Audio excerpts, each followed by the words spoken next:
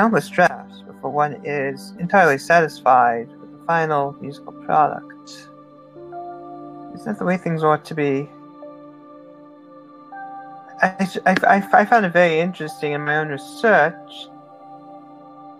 how these myths of the composer receiving as if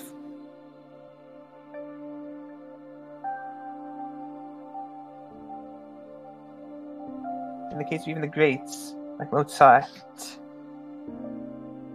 he would in fact, from what I've read, he would compose at his keyboard, despite his absolute pitch, his gift of absolute pitch. I have very near absolute pitch, but not quite, but Mozart we know did, and he still composed at an instrument,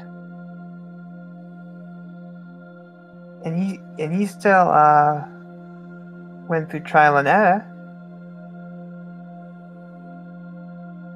May have, as I do with my genuine compositions, and not a quick off-the-cuff sketch like this, but my genuine compositions, he may have received that flash of inspiration of the outline itself, not necessarily the completed composition in one outburst, with all its finely tuned details laid out. Now I invited someone to join me, and Hello. It remains to be seen whether he will. Hello? Can you hear me? I just noticed you joined. Do I sound alright? You sound fine. I had my computer muted as I was rambling on about how, I began this stream with a screen share just sketching out an idea that I had, and this initial sketch, I'm not quite happy with it. But I was going off on a rant about the myth of the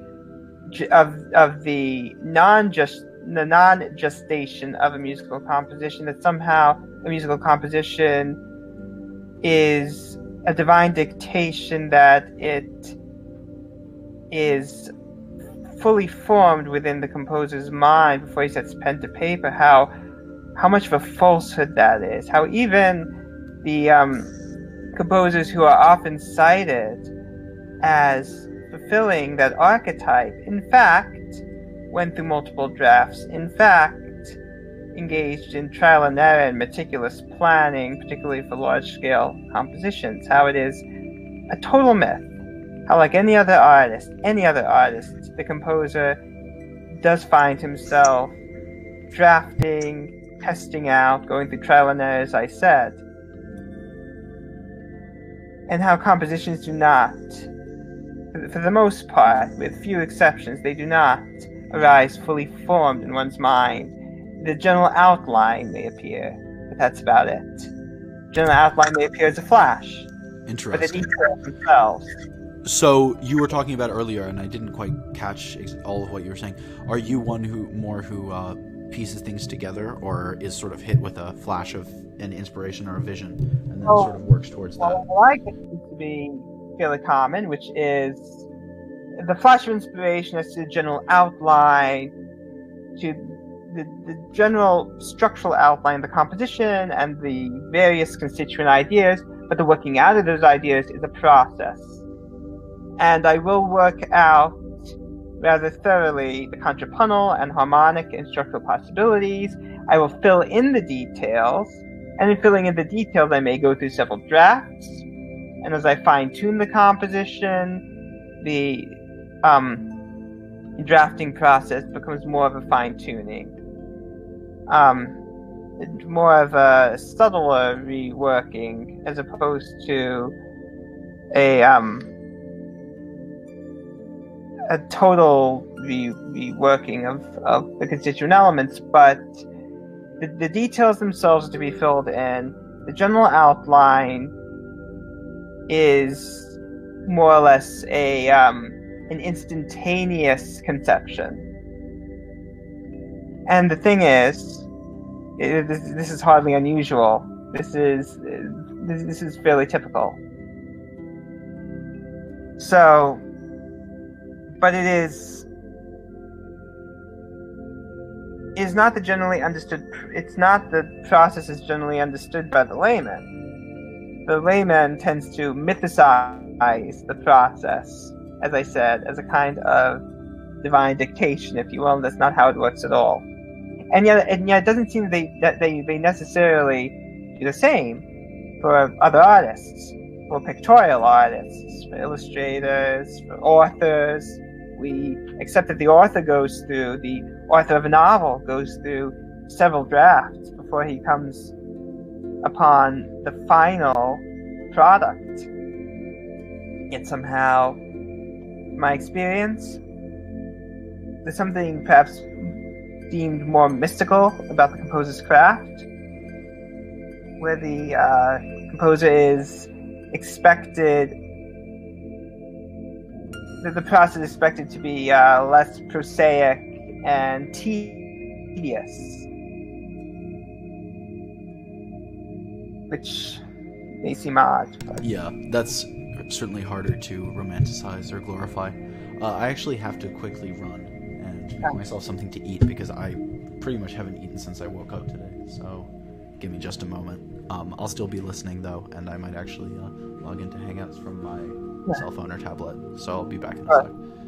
But yeah, keep going. By the way, if you don't mind, I'm also streaming this on my channel too, so that the stream gets a bit more publicity. So it's like cross streaming with a link to your channel, so people can check out the original.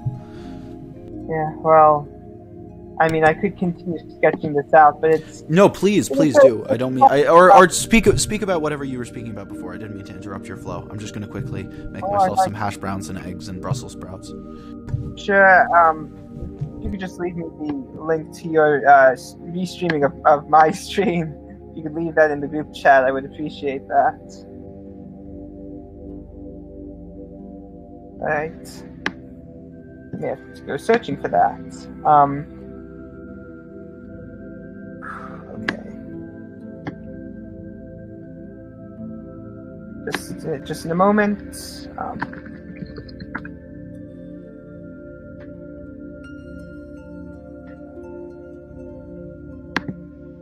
Slow.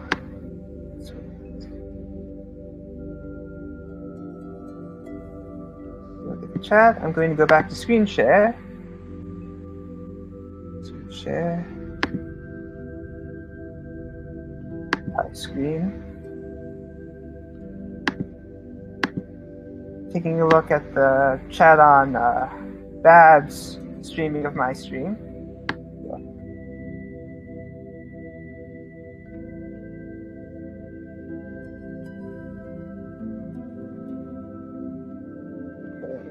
Louis Faircomes. No, I'm not reading that out at all.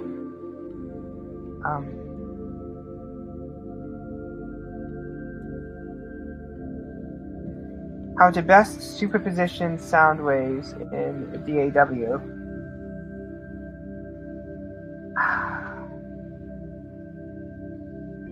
What decibel cap for max amplitude? That's not the sort of thing that I necessarily can provide any advice on. And I just have a question for the chat in the Babs Cast's broadcast of my broadcast. Am I being too harsh on myself? Am I too self-critical, self-deprecating? Should I just return to sketching and commenting in my self-deprecating manner on my sketching?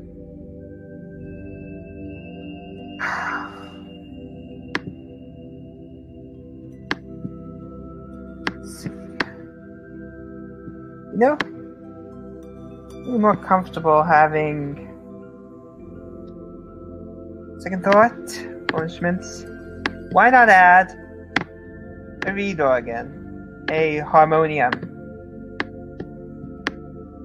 Spin mixer.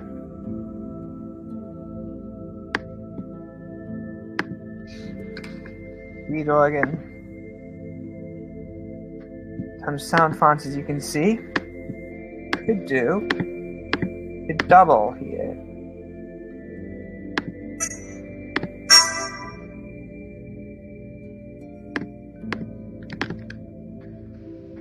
Now, I'd much prefer sketching by hand, a holographic sketch, a holographic manuscript, if you will. But it's very difficult to live stream that. And so I have to be content with this. There we go. It should be on the second level, as it were. Because it resolves downward, it's a downward resolving suspension. Go down to D. Still a concert pitch. I have no transposing instruments. Should be sustained. Yes.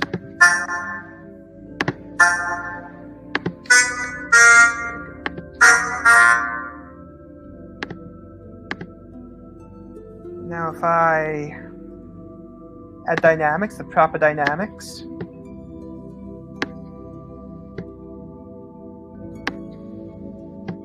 Can't really, I mean, I can swell on the harmonium, but it's, let's see how much that has improved.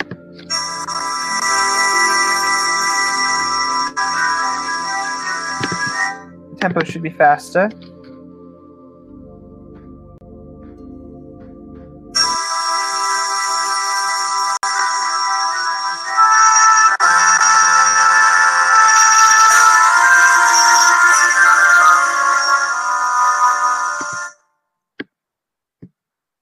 I just can't find a proper tempo for this. Now, the harmony is so radical here. I start in a very tonally ambiguous manner with the E and the G, which are double between the strings and the organ in the same register. And then I have this cross-rhythmic sort of heterophonic mirroring of the E and the G with the non-chord tone of the F sharp, which alternates between the 6 in place of 2 in the first violin, the 5 in place of 2, second violin. That continues, obviously, as the harmonies change beneath it, the pattern changes, and then I have this melody in the oboe. So what I really start off with here, once we get to the third measure, is a kind of F major ninth chord. So FA, the omitted fifth, the omitted perfect fifth of C, and then the E natural and the G natural, F natural, A natural, G natural, E natural, with the superimposed through the figuration in the violin, the F sharp, which clashes, of course, with both the F natural and the G natural, clashes also with the E, with the E in terms of being a major second, distant from the E, minor second distant from with the F natural and the G natural. So you have that rather harsh dissonance, and in any case, very uncertain tonality and non-established tonality. What I could do, actually, reed organ, I could provide a greater sense of tonal anchoring, if you will, by changing that as I just did, that lower F natural, that lowest F natural in the reed organ to D natural, and then we would have a that'd be a 13th, a D minor 13th.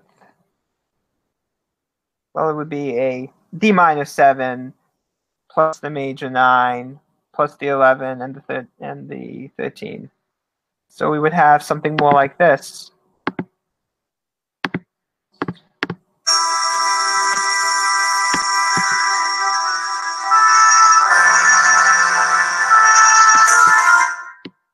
But of course,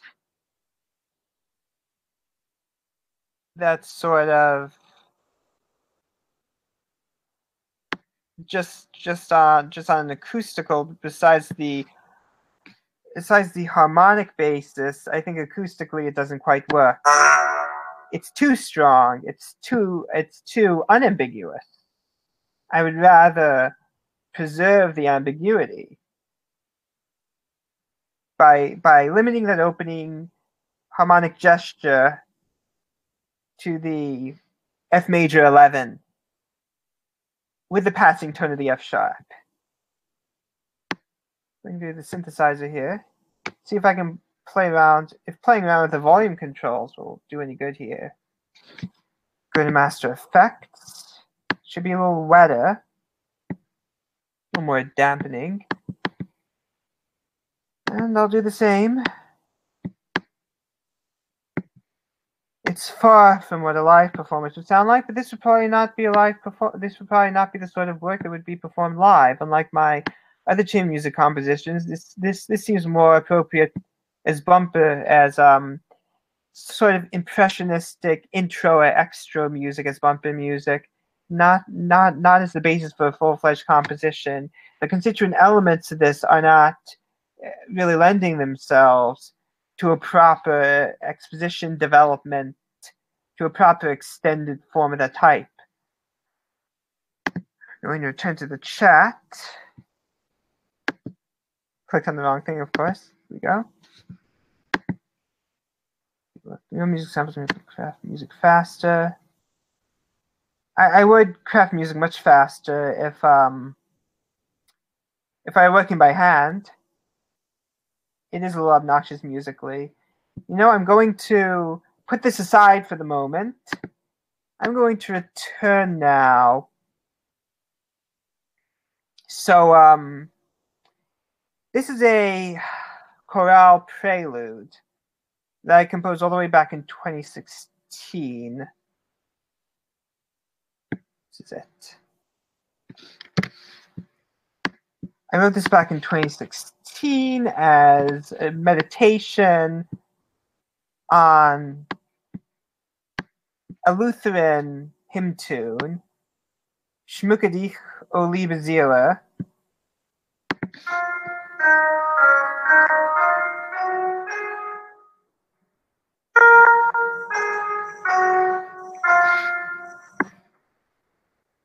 That would be the opening, the incipit of the theme, but obviously this chorale theme floats above this very ornate counterpoint. Now, I would love to put this up to the test. Actually, it's probably the other file. It must be the other file. Yes. First of all, here's one possible organ registration for this piece.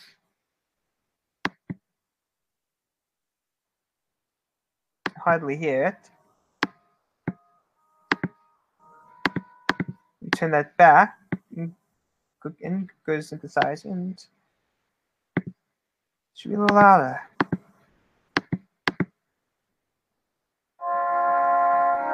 See, I'm not at all happy with that. Currently, the second manual and the pedals are viola pomposa. Now I'd prefer a swell sort of swell registration. Something light. I may end up layering registrations for this. Triflato mirabilis, or double flato mirabilis, and the cantus firmus, the melody, should contrast, but it should also float above. So, Vox celestis or Iolina, Vox celestis, reverberation. See how this works.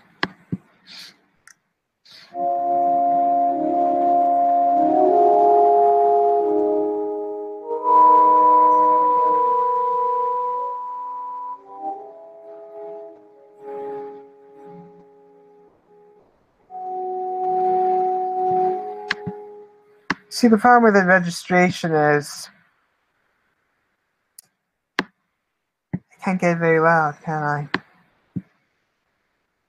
And then when it gets too loud, it starts fuzzing up, if you will. Let's save that for now.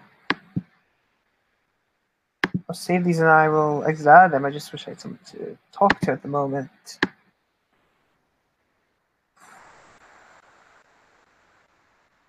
Let's see, symphony.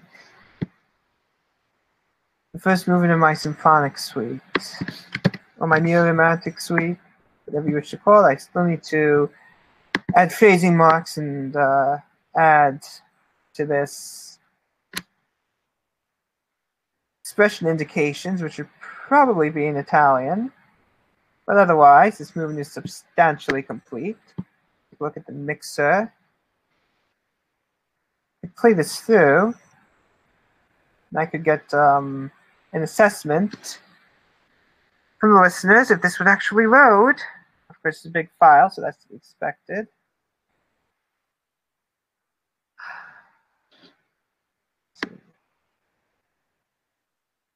Right. I think I'll go to continuous view. I'll zoom out. Actually, I'll get rid of navigator. And why not just play this through? Sorry about that. Yeah, the volume is suffering. Well, show you the ears are slowly bleeding now. Slow that a bit. Some of the brightness. Go dry it.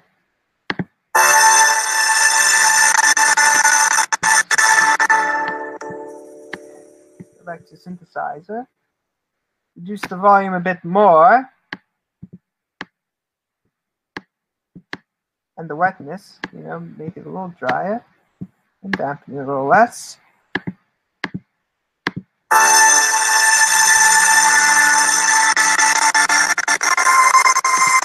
I don't know why it's stuttering like that.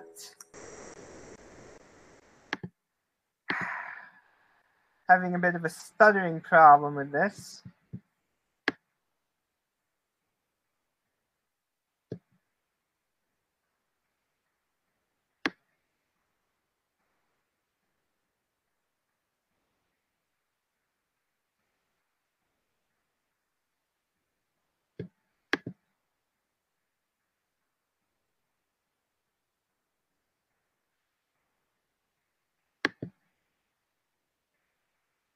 The acorn, I much prefer composing by paper.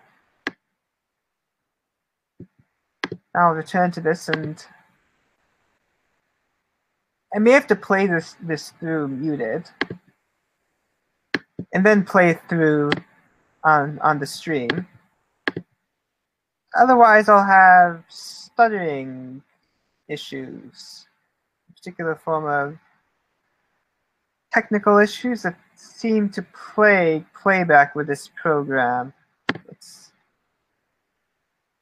I will turn now to the stream chat. And I'm just nervous, and what does the chat think I should talk about? I don't feel like composing right now. I'm just uninspired, and I shall return to the score of my Nachtmar momentarily once it plays through muted, and then I can get all of your feedback on it.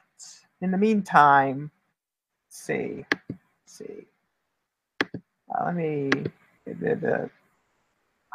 Damn it! I don't want anyone to see my bookmarks bar. All right.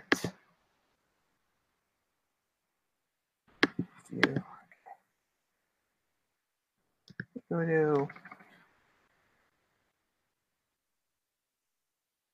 I don't know.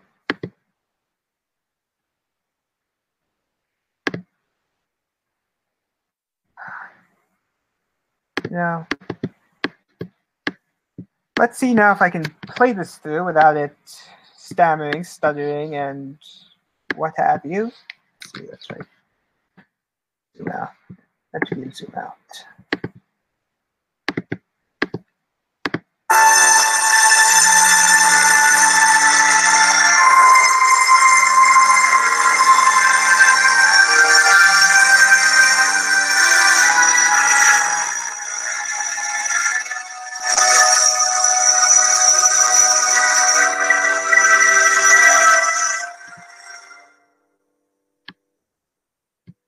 It shouldn't at all sound like that. Let's try a different score.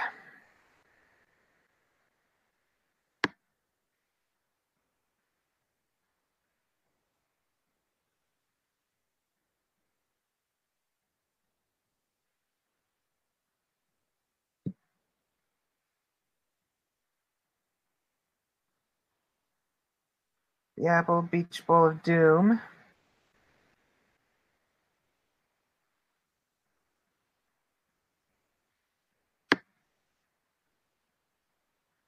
No.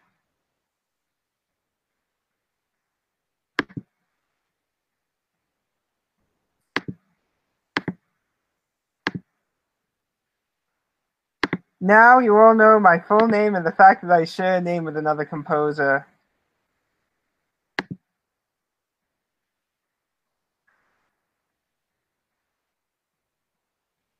So what do you all want to talk about?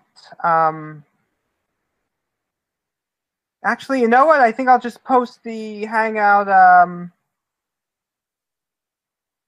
think I'll just post the Hangout link. Just give me a moment if I can find it now. There we go. I'm just going to invite some people on here because, see, again, the problem is, I'll stop with that. How do I invite again? Okay, settings, invite people. I'm still somewhat new to this.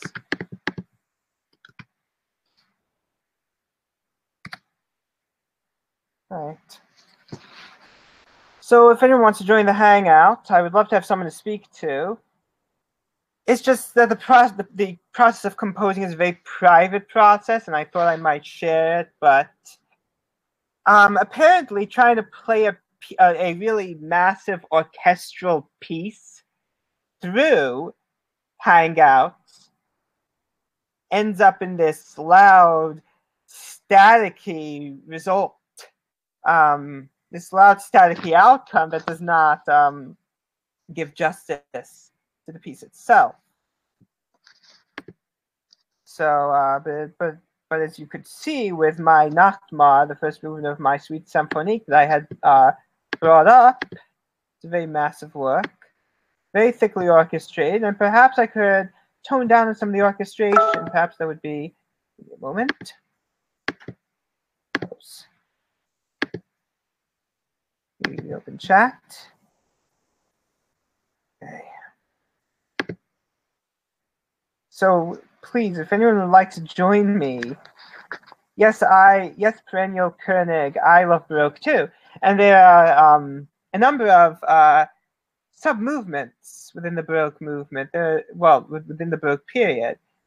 Because after all, the term Baroque is a term that is retroactively applied by later generations of historians and musicologists and theorists to a movement for which the term Baroque would have been a pejorative term.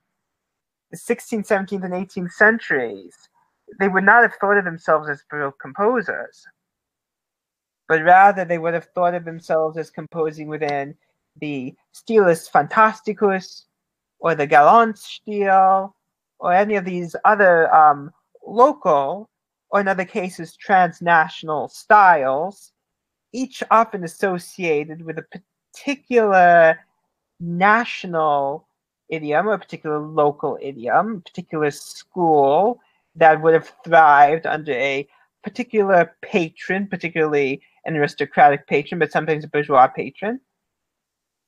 I see that Babylonian Hebrew has rejoined the video call. We have 2 Babylonian Hebrews now. Well, that's pretty awesome. I'm asexually reproducing and duplicating by splitting.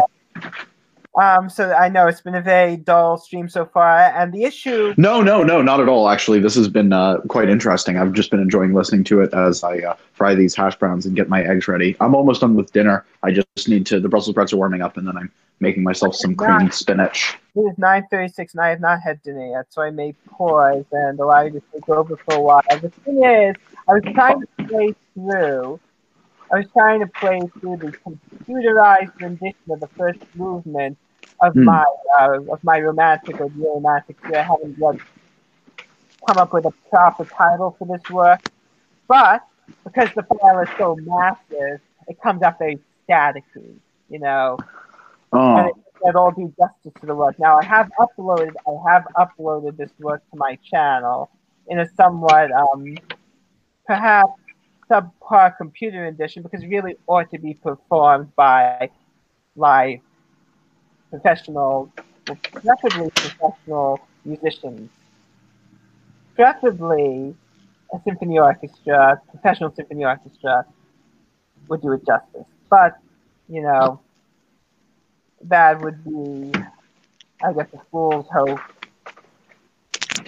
But for now, I am going to mute myself, and I will grab a quick eat, and I will be back shortly, and you can take over the stream, please. Ooh, oh, I'm going to disappoint your viewer base immensely because I'm not a music theory guy, and that's effectively what the topic of the stream was about. But it's okay. I'll just sort of talk.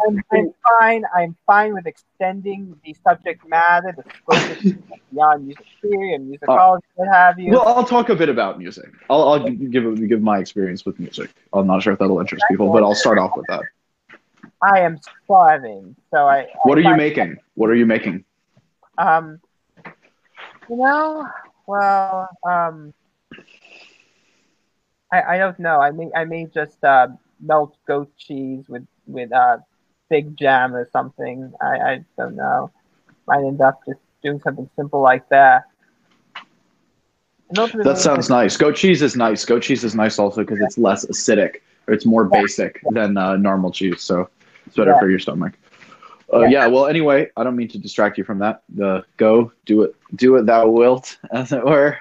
Make your goat cheese. I'll be back in 15 minutes. Then. Okay. Take your time. Okay. Don't leave me here too long, or things will go awry. All right. So let's see. Time to invite Bob and Wright to Bryden on, and so they can post the link on. And so that what's his face, Beardson Beardley can post the link on Cow or something like that. No, I'm going to talk a little bit about my experience with music, or just briefly. I know that's not interesting to people, but yeah, I actually I sung in a chorus, like a traveling competitive chorus, for about a decade of my life, and I had some really fascinating experiences because of it. Like, I was never a big music theory guy, and I was actually always one of the people who, I think because of kind of like my coding, my subset of intelligence is kind of, I guess, coding intelligence, quote unquote, like the coding intelligence subtest are always things that I did poorly or slowly on. So this has always been kind of a weakness of mine. Kind of like translating the music itself was, you know, something that I barely was able to get over. But yeah, I love to sing and perform, and I travel to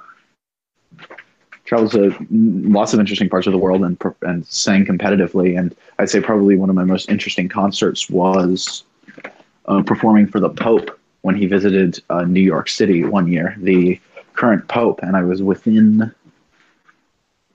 I don't know, I'd say probably 3 or 4 feet of the Pope. Yeah, it was pretty trippy. Yeah, he was right there, and he looked at me and made eye contact, and it was pretty nuts. I was told not to make eye contact with the Pope, but he like looked straight in my face, and I was like, okay, screw it.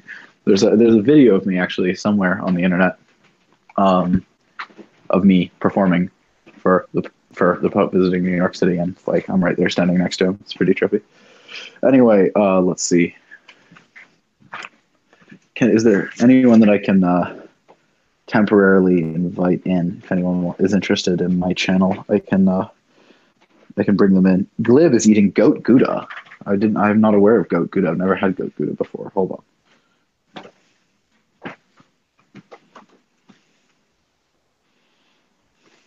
Give me one moment. Anon Wyatt, you should join.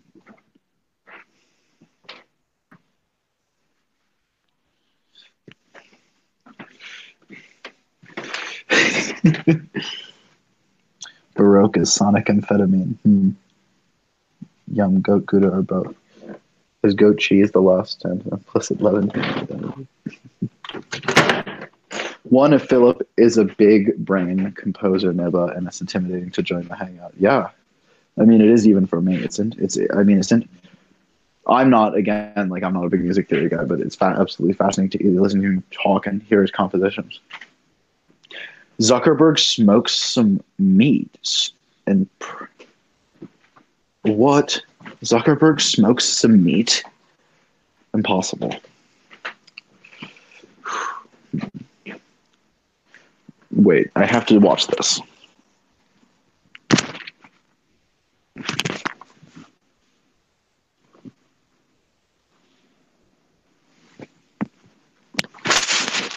Oh my gosh, that's a horrible noise. Here, let me mute myself. Haha. Whoa. Whoa. Oh, wait, no.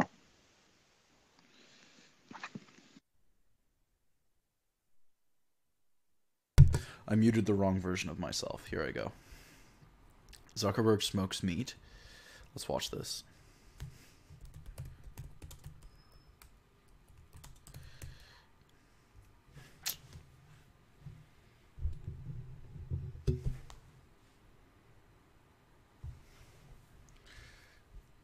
What on earth? Nonsense. There's no way this is real. Alright, let me screen share so that people in the other hangout can see.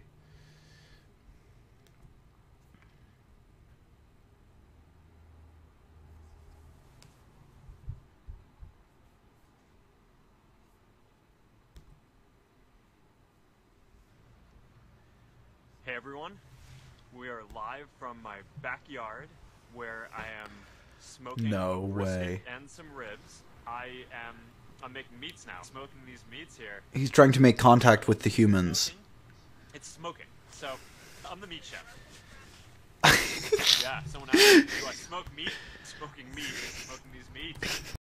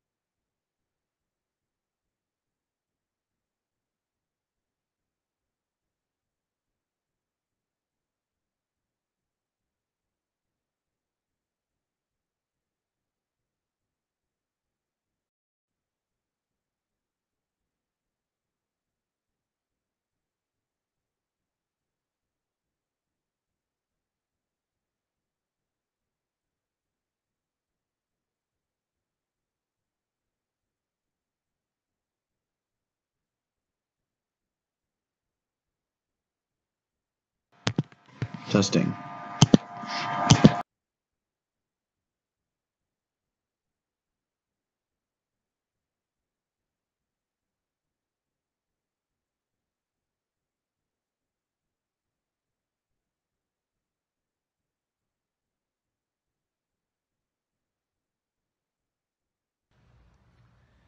Hey everyone, we are live from my backyard where I am smoking a brisket and some ribs. I'm making meats now. Smoking these meats here. I heard you.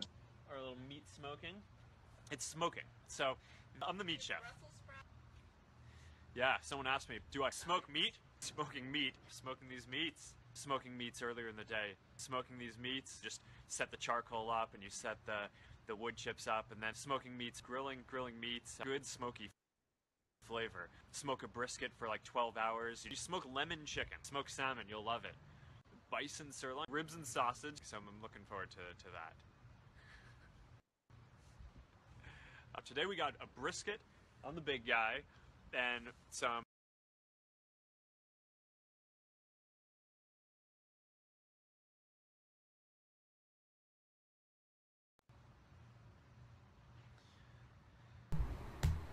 Testing. like a brisket. Oh, I see. It seems like it's working now. Finishing off the brisket and the ribs, and I'm just Is it okay? sitting in our backyard, finishing off this brisket and these ribs.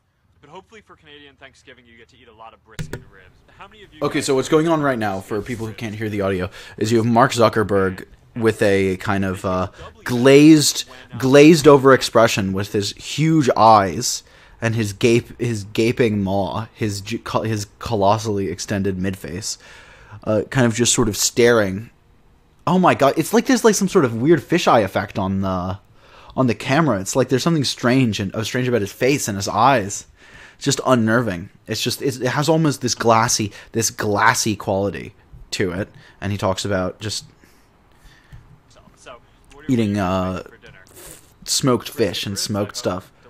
Brisket and ribs, I hope. Okay, I want to see a video that isn't just a compilation of him saying smoked meats again and again. I want to see the authentic video. Hold on. How do you do, my fellow Heartland Americans? It's Mark Zuckerberg grilling ribs into brisket in California. A brisket and some ribs, and getting ready for the presidential debate tonight. The thing about smoking meat is that About smoking meat.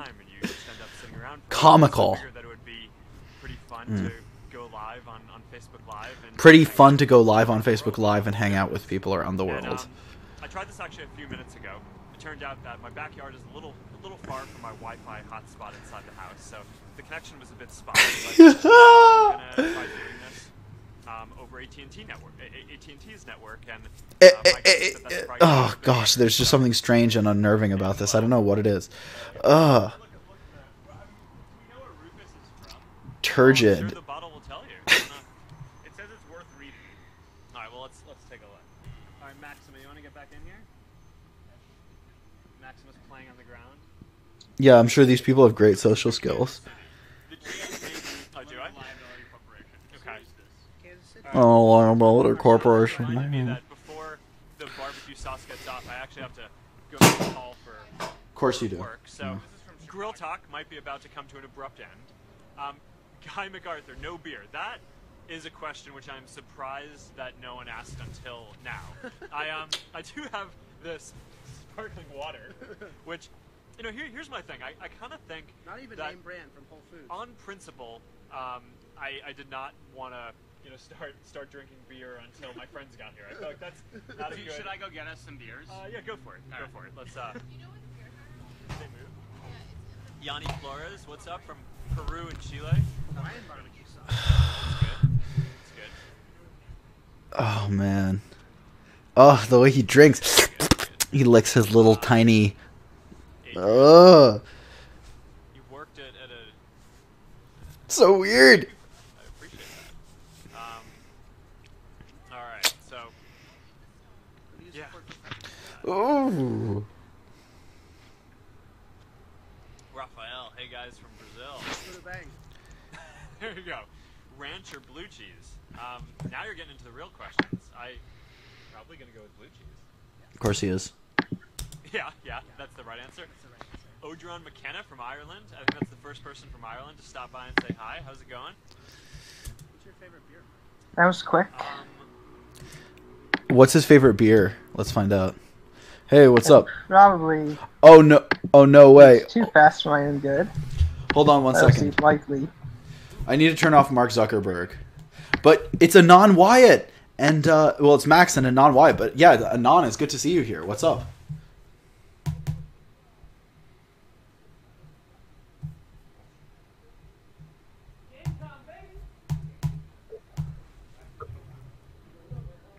Can you hear me? Yes, I can hear Oh, you. Mr. Daniel, you're back. Okay, sweet. How's it going, man? Yeah, I'm fine. How how was your dinner? I was just watching a clip of Mark Zuckerberg. Mark Zuckerberg doing something. Yeah, yeah. He seems rather um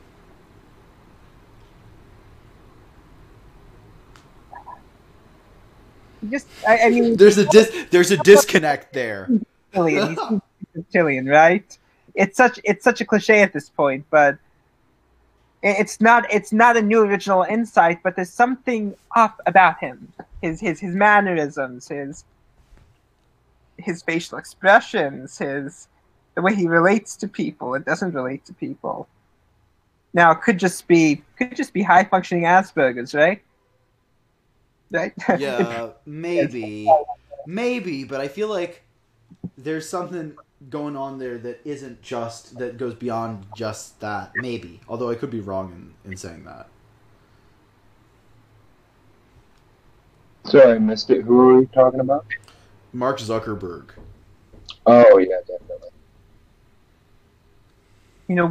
One of his sisters is the editor of a feminist classics journal. Donna Zuckerberg. Hmm. I think it's Eidolon or something. Wait a second. Yeah, I mean, to the people who are saying, this is the elite, I mean, maybe in a cultural sense, yes. In terms of a monetary elite, I'm less, someone like, what's it called? Like Carlos Salim or Haim Saban or, I don't know, like anyone, like, what's his face? Like Dan Pena even, or, any of these frickin' people. Like, they are less, like, I find them less unsettling than a Zuckerberg, or even some of not even Zuckerberg, but some of these other tech guys. Just these little weaselly, like, pale, sweaty. Yeah, there's just something slippery and slimy about them that just puts me off. I don't know exactly what it is. Well, yeah, I mean, they don't make as much money as real people that make real products, so yeah, I think that's the main difference. But they have a lot of power. That's the thing, is they have a lot of, like, soft kind of cultural and social power. What's it called? Who am I thinking of? Like something about something about Jack Dorsey, his little face, just slimy, and something about like, honestly, the dude who was like that crazy, like that like Jewish dude with, I think he has like kind of like this kind of evil villain look, that Jewish dude who owned BuzzFeed, like, he's almost like the least scary of them, because he's just like, he's at least like self-aware almost. But like, these people are crazy. These people, like, and I think a lot of them just have kind of like this, not, maybe, I don't know if you could call it a messiah complex, but there's just this profound disconnect where it's like they don't view people as people, almost, or I don't even know what they view or what they don't view. It's not my place to speak. I'm just a little insect to them, but yeah, so somewhat unnerving. Sorry, gentlemen, go ahead. I just need to quickly use the restroom.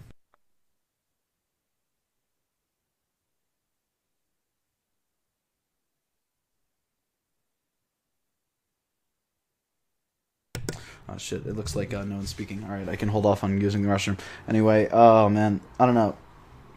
Something about, let's see. Yeah, the tech elite are overlords, and it's scary. Yeah, I agree, they are scary, yeah. Who's... I always hear that name. Who's Sheryl Sandberg? Oh, at Facebook? Yeah, maybe.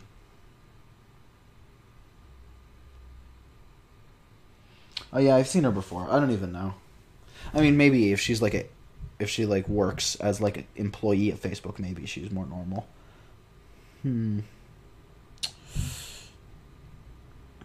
Colossally extended mid-face. Yeah. Yeah, they're bored making their smoked meat. Oh, fuckers. Man, they make my stomach writhe. I'm sorry. I'm taking the stream in a bad direction. These people sicken me. These smoked meat makers. I don't know why I'm ranting about Mark Zuckerberg making smoked meats, but there's something patently unnerving about him. And honestly, it's like people are going to be begging for the robber barons of yore. with these, these tech snakes now coming into the fore. But sorry, if anyone wants to chime in. Is it like, is it just me, or is like literally, am I the only one? Well, I guess if I'm the only one here, I guess, yeah, okay, so I guess the acorn's out. Non's. No, I'm here. Oh, okay, cool.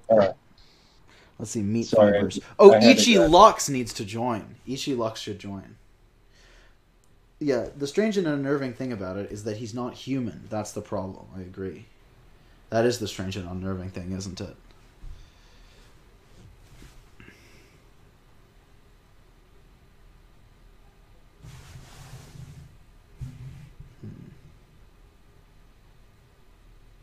Yeah, I mean, like, their companies are valuable, but now they're just becoming more of a headwind more than anything, you know? Now you have to delete everything you've ever posted because it might be a tiny bit offensive, even though it's super normie tier and there's nothing in there, you know, because it's from when you weren't this far into the internet. But I don't know. It's just lame. They should basically turn those into messenger apps. That's basically what Twitter is, so. Or, I mean, yeah, technically Twitter, but mostly Facebook is a messenger app now. Yeah. I mean, Glib Medley in the chat says Carnegie gave us libraries, and I think, yeah, that's a valid point. I mean, he gave us libraries, he gave us Carnegie Hall, he gave us Carnegie Hill. He, I don't know. It's, yeah, and I mean, it's not just necessarily about like the, this whole censorship thing or the deplatforming thing. I mean, that's just where it begins. I mean, just think of the implications stemming from that. It's pretty astonishing stuff. What are we discussing? Dr. Paul, we were discussing pretty much. Well, initially, Mr. Daniel was he was doing some composing, but he stepped out to make himself something to eat. So, we're just having a conversation. We were talking about Mark Zuckerberg. We were talking about smoked meats, steamed hams. Philip is AFK right now, and so is... It's just me and Max right now in the chat, I think, and I need to use the restroom soon. So I'm looking for someone to fill my shoes temporarily. Hey, hello. Oh, Anon. Good to have you here. How have you been? Good. So I already want to just pry in. Like, I stepped away for a second, then I came back, and I was like, oh, somebody might have said hey, and I wasn't, like, here. Yeah, hey. Real Brother Radio versus Obsidian Radio. Who do you think is the more mainstream opinion? Which is a more mainstream opinion? The Real Brother Radio or Obsidian Radio? Who's Obsidian? I haven't heard of them actually. Well, there's a little bit of nuance to both of them. I think they both have. I think Real Brother Radio potentially could have more mainstream appeal, but it's almost like we'd have to put him in a time machine or like some kind of DeLorean backwards to like maybe the 50s or 60s where this would have meant something in Black American culture. But then, like I said this up in one of the comments here on your stream tonight, Babs. Like he's just, and I know I don't have to really couch myself saying this, but like if he wasn't so spurgy in his own way about like Obama and 2 + 2 = 7, there could be something of use maybe with some of the things briefly that he says, not his like weird evolutionary biology, like, like all these version PragerU, like that he's constantly fixated on. That makes no sense. I've seen like everyone from like around these circles go over there, and it's just like, even with y'all, it's like I'm still losing IQ points. I really can't. Well, I think Farrakhan would fare better than he would, but that's just me. They're both pretty bad, though. I mean, they don't have very good ideas. No, you have a point, but I think that the fundamental flaw, especially with American Black people, is the whole Nation of Islam and Islam itself the Black American experience, particularly, you know, the Southern slave states and all that history is more rooted in some variety of, for lack of a better term, Judeo-Christianity, the AME Methodist Church, the Baptist Church, blah, blah, blah, that it's almost like Nation Islam just, if anything, is not saying they're bad or anything, or Islam to a certain degree for Black people wouldn't be a horrific thing. They just got to the plate too late, and everything in Black American culture is just so rooted in all the like Christian, you know, the songs, the guy on the cross, the this, that. It got baked into the cake a lot sooner to where maybe some of like Farrakhan and folks like that, Elijah Muhammad, could have maybe steered the ship a certain way or another, but I digress. Well, yeah, I mean, Farrakhan's way more popular than Real Brother, but like he does have that problem with just like not appealing to enough people. Yeah, like I don't get what Real Brother's point is. So the Nazis are all white people and they're bad, and then something about how whites didn't exist until 5,000 years ago, but the Jews like built like Africa, but then they left, and I feel like I'm following some very weird Harlequin romance novel. They built the very northeastern portion of Africa. If they built any part of it, so. I think that what's interesting also to me is the fact that Anon Wyatt, they know you, they know you like on Obsidian Radio, like they're like, oh, Anon Wyatt, like it's like a name to be feared. They speak on both Obsidian Radio really? and Real Brother Radio knows who you are too. Like they're like, all these people like Anon Wyatt and and Cynthia G and like they listed it in a whole list of names, really, including.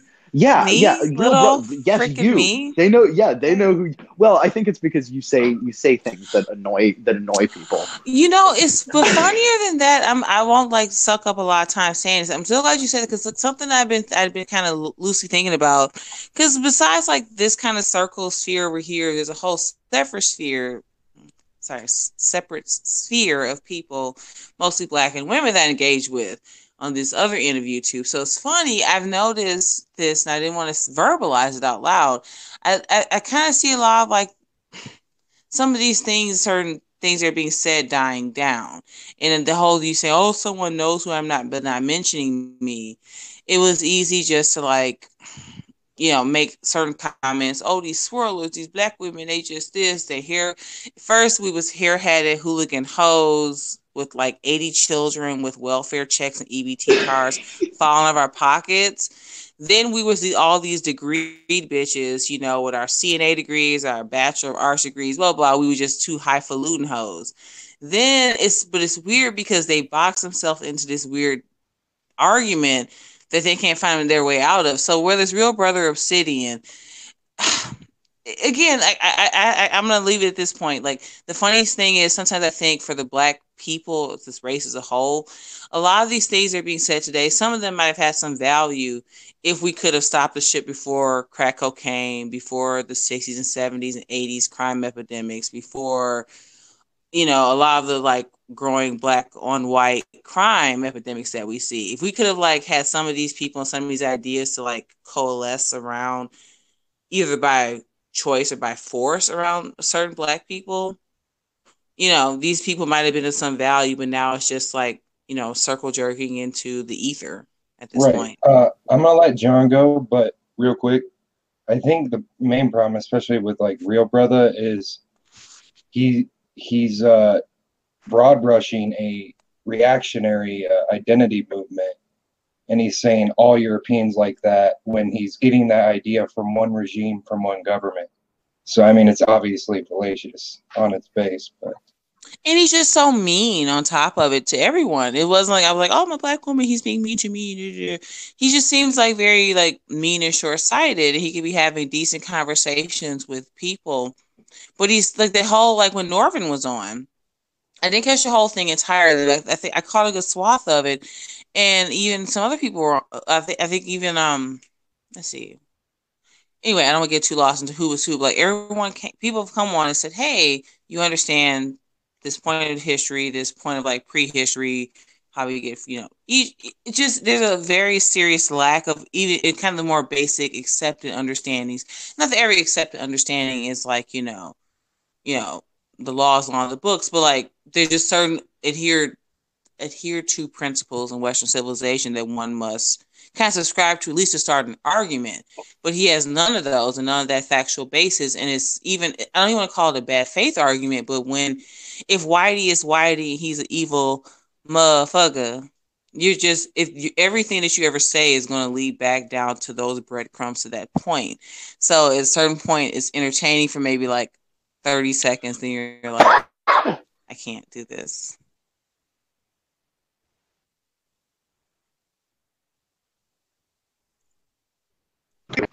Prove things by saying like, but well, a majority of like academics have through replicated results and like numerous studies all coming to the same conclusion, have come to this conclusion, therefore this like that isn't going to fly. Like that gets swatted down immediately, like because like those aren't the rules that the game is being played by.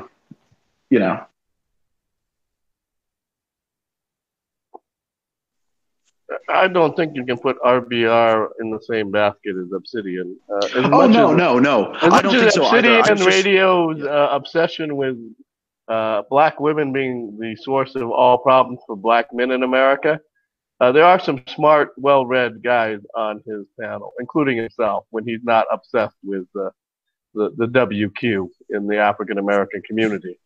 RBR, it's got to be somebody trying to just discredit black nationalism or something, because the guy just, makes no sense from beginning to end. Yeah, it'd be useful. Yeah, no, I just want to say, sorry. Before you jump in, Max, I just wanted to quickly say, I agree. The only reason why I was sort of listing them in the same sentence is because I was curious, like, which is closer to, for the average person who thinks about this stuff, what is closer to what's going through their head? Is it more like RBR or Obsidian? Because I notice both of those like elements of both of their rhetoric I've heard from the day I was born from various people. Like it's just, of course RBR, like the way he presents and stuff, he could easily be mistaken for like sort of a troll or a babbling lunatic or something like that. So like not RBR himself per se, but more sort of just the kind of thoughts and rhetoric he was espousing. It was also the kind of thoughts and rhetoric that Obsidian espouses is another kind of current of thought that I very much picked up on and noticed. It's sort of like the whole the magic key of woman, the BW magic key. I'm sorry, Babs. It's funny. Like that was actually a little bit more in line to what was previously asked, and I kind of kite floated all over the place. But again, like I think it's more of a 50-50, maybe in some avenues, it's more of like a guy who's more 30% Obsidian or more 40% RBR. We can swap in and out the numbers, whatever that does or doesn't add to the discussion. But neither of those ideas are not, just something that are out of nowhere, like, whoa, where did this come from? But it may not always just be mutually exclusive, due to circumstance and conditioning. So you have some of these guys who like, oh, I met I'm this black guy and I feel this way about things. And I was more right wing and people felt this way about me. I went to school and I had really good grades, and growing up in a certain area, people like called me certain names. They were black and made me feel this way, XYZ. So you end up with kind of like maybe a little bit of a fluster. Like RBR is so into Obama. Like I feel like, oh, it's 2 years. Like we're well into the Trump dynasty. I don't get this. He's probably just right. Sorry, I'm like, well, I don't get why is he like so obsessed with Obama still? Like we're like maybe 2.5-ish if you count like November, that exact day out. Why are you still talking about Obama? Why do you feel this need to uplift like your mulatto brother who became the president of the United States for 8 years? Oh my goodness, Jesus! RBR doesn't believe in mulattoism. According to him, it's 100% on the father's side for racial transference. Well, you know that makes it even more interesting, Otto, in the sense, you know, here it is. This makes it even more interesting because for a Black American man, from which I understand RBR is, Barack Obama's father was a Black African man, you know, not a descendant of slaves, not one of the diaspora guys in the UK, the United States, or South America, and his mother was a white American woman. And I just don't. It's not about like I've said this. Like I did a stream a few weeks ago with I think on Dennis Yell's channel, and I made this point like the one drop rule, whether your daddy makes you black or white, your mama makes you black or white. This just it's more tenuous than anyone could imagine because I think for the longest time whites, for good reason, if you think about earlier parts of our American history, just in terms of property alone, let aside the cultural, social, sexual implications of race mixing and children, where they fit along the horizon, this is where these things get really problematic because all these Black American men like RBR who want to stand for Barack Obama. But even if I go over to normal white normie progressive channels, like more like Jimmy Dore or more harder progressive channels, they have no love for this. They're white people and white men and women, just whatever numbers amongst themselves they are. They're not too happy about Mr. Barack Obama, and they're white, but they're not Nazis like RBR loves to go on and on about because everyone is still in 1943 or something. Well, I think that's probably because they consider him like more of a socialist, but he's more of a corporatist, really. Obama. Thank you. Like, who's He's a missing standard that? neoliberal. Thank you. There was a meme today. It was like it was a picture of Beto O'Rourke, and it was like Obama now in vanilla color. And it was like I was like, oh yeah, it kind of is the same thing. He had the same kind of sort of rolled up, like light blue button down shirt, khaki pants, making that weird half open mouth smile, soy boy look. Like, yeah, great. This is great. We get it vanilla this time. Woo. Ugh, so cringy and dumb and pointless. Yeah, I don't know. So, Doctor, what have you been up to lately? Revising syllabi, listening to the administration tell us that our bad students are going to get worse and worse because they're not going to put any filter academically on who's allowed into the university. It's just do they have enough money? So it's just they've gotten in bed with this second-rate engineering degree, and they're going to go down with it. So I'm making good money, so I'm going to ride it till the wheels fall off. But I'm going to live longer than the institution. That's even with metal in my chest.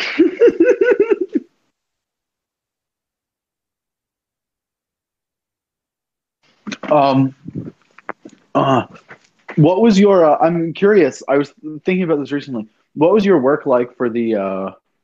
What was it like Soros Academy or whatever it was? Like, what was your time there like? University of Central Asia. Yeah. In Bishkek, Kyrgyzstan. It was Yes, pretty sir. good.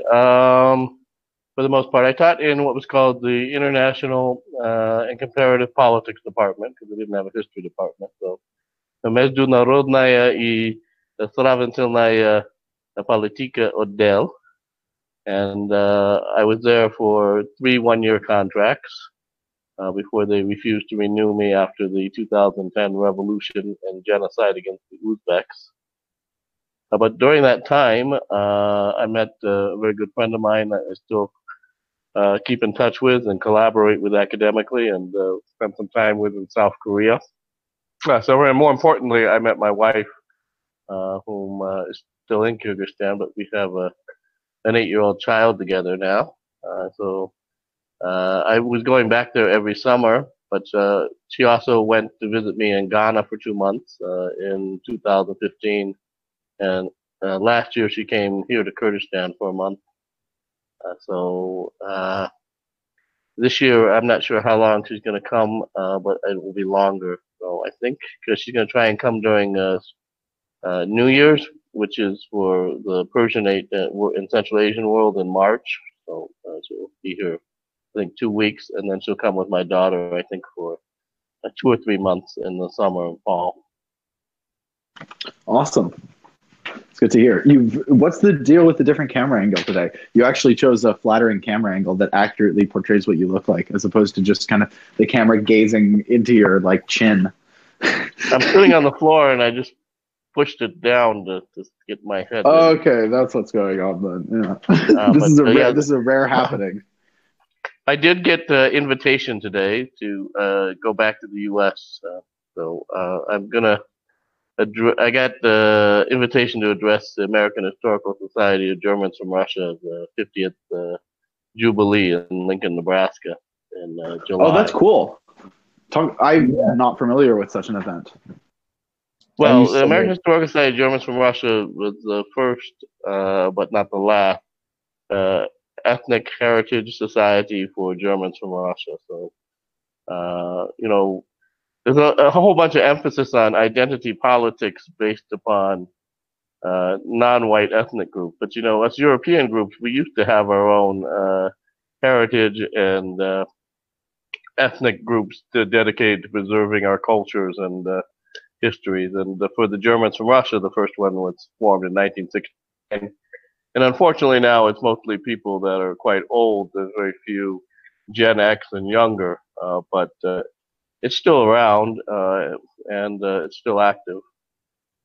Yeah, I noticed that as kind of a trend for the Euro American group. Sadly, like for instance, there's like the Wendish American Society, or like the old Polish societies, even in New York, and the Greek ones and stuff like that. And yeah, it does seem like it's disproportionately, I guess, top heavy in terms of age. Sorry, Max, go ahead.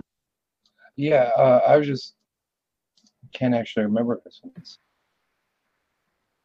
Oh yeah, I was going to say, I think the reason why you get these, especially discrepancies in the smaller states, is because you did have that Catholic Protestant tug and pull basically until about 40 or 50 years ago. And it would almost split families apart in America at one point. So it wasn't like Ireland level, but it was rough. Especially if you lived in a really small town in a really conservative area. But that was a thing. Like if you want to become a Lutheran and from Catholicism, and that was a huge religion in the smaller Midwestern states, it could create a lot of tension. And that didn't really go away basically until about 20 or 30 years ago. So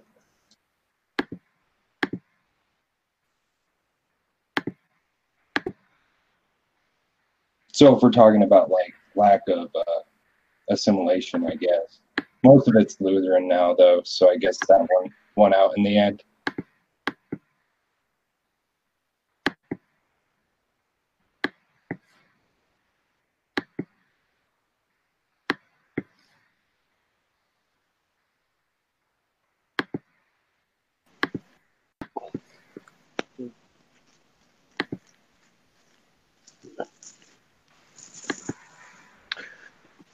I should probably cam up, stop being a pussy. You should probably grow a beard. You can only come on camera if you have a beard. Not even close, dude. I got like 7 years on that. So hold on one moment. I guess Mr. Daniel is still making himself something to eat, or he's probably eating it. So I guess you three can kind of steer the stream in whichever direction you like for too. Now. Is it a proper Iraqi beard? Yeah, I've got a beard. Took a while to grow in. I mean, it's not that big yet. It's good enough to get accustomed. I think it's Suleimania. Yeah. It's good enough to get stopped at customs. When I was in Oregon, I was going through the Redmond airport in Oregon, and I got stopped twice going through the Redmond airport. 2 out of the 4 times that I used it. Really? Oh. Yeah. It's whatever. Yeah. I flew into New York City. They brought me to the little room. In 7 years, I got all kinds of weird, bizarre stamps in my passport. And the person doing customs said, "Well, what are you here for?" And I said, "I'm going to a conference in Sacramento." And she says, "Where do you live?" And I said, "I live in the Suleimania Kurdish region of Iraq." And she says, "What do you do there?" I said, "I teach." "Okay, bye." It took like 5 minutes. That's good. That's good. I was expecting maybe like, well, why haven't you been in the U.S. for 7 years? What are you doing in all these weird countries? Yeah. Do you Would you like to work for us? Yeah. What has your strangest or most harrowing travel experience been? Give me like the top 2 or 3 strangest, most terrifying events. I was aiming terrifying. When I went to Korea, I came out. I went from Kazakhstan on Astana Airways. So I took a real short jaunt from Bishkek to Astana, and then I was hanging around the airport until the flight to Seoul. And so I get there and I present my documents to the woman, and she starts looking up and she starts making marks on the ticket. And I think, oh my God, I've failed some sort of security check. And then she says, "We've upgraded you to business class, Mr. Pohl. Have a good trip."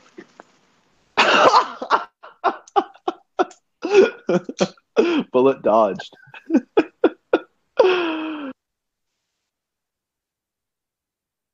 And then there was the time I think I've told this story when I went to Israel. Well, tell me. All right. Well, I had a friend of my father's, African American, who taught mechanical engineering, and he's kind of absent-minded when it comes to non-technical things. So he went to Israel, and they stamped his passport. This was like in the 80s, and then his next place he had to go was Morocco, and he couldn't get in because he didn't tell them, "Don't stamp my passport."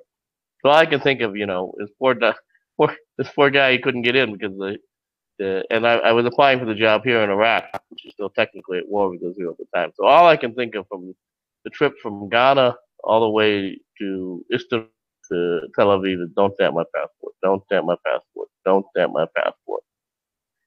And so I get up to the Shabak, and I say, "Don't stamp my passport." The woman said, "Why don't you want us to stamp your passport?" And I said, "Because I may be going to Iraq." "Why are you going to Iraq?" And I said, "Because I may be getting a job there at American University of Iraq Suleimania." And said, "Okay, we don't stamp anybody's passport anymore. And we give you this little plastic card." But that was I didn't even know that, because you look it up and the Ministry of Foreign Affairs Israel says if you ask them, they will not stamp your passport. But they'd already, like 6 months before, instituted this no stamping anybody's passport, because everybody who was a businessman said, "Don't stamp my passport," because they wanted to do business in both the Arab states and Israel. Yeah, no, that makes sense. Another question. I mean, as someone who is I didn't even get to see the 80s, for instance, but I'm curious, what do you think the biggest kind of cultural societal changes, across the pond in the United States of America have been, specifically within academia, or maybe even just in global academia, if any, but also just sort of when it comes to everyday life, like media, what's going on in the minds of people in the cities and the suburbs, and literature and cinema, etc. Do you have any observations? Yeah, when I was in college, academia was dominated basically by what used to be called Cold War liberals, people that were basically like JFK types in their political leanings as far as the professoriate. So people would be considered extremely right-wing by academic standards right now, but would considered, standard liberal Democrats at the time. But they were also the ones who, because they believed in tolerance and free speech, opened the doors to these radicals that were completely intolerant and have imposed totalitarianism upon everybody else now.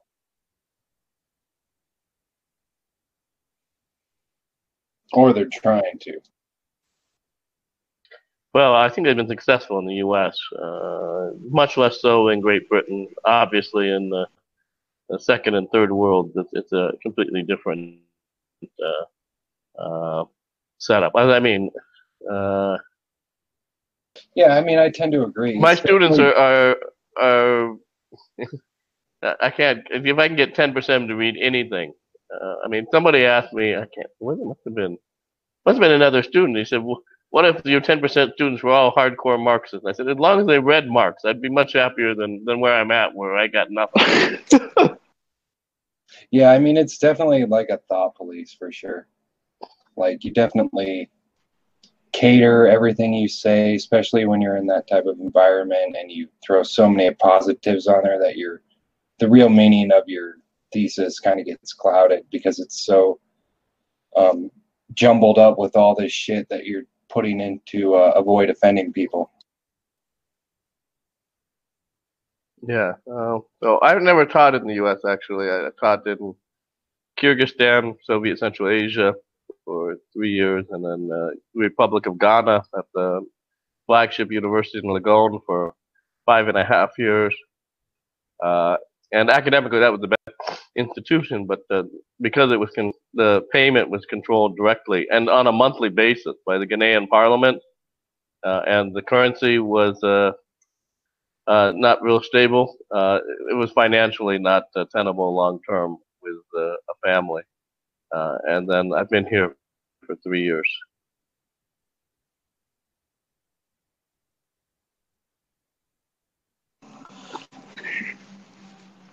So, man, there's so many questions I want to ask you. If you do have any more thoughts in terms of just sort of the shifts that you've seen in America, if you could be more specific about anything, I'd love to hear some of your takes.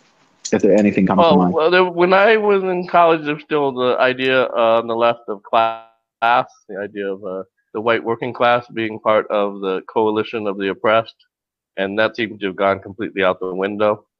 They've gotten rid of the idea of class as a basis of analysis. It's kind of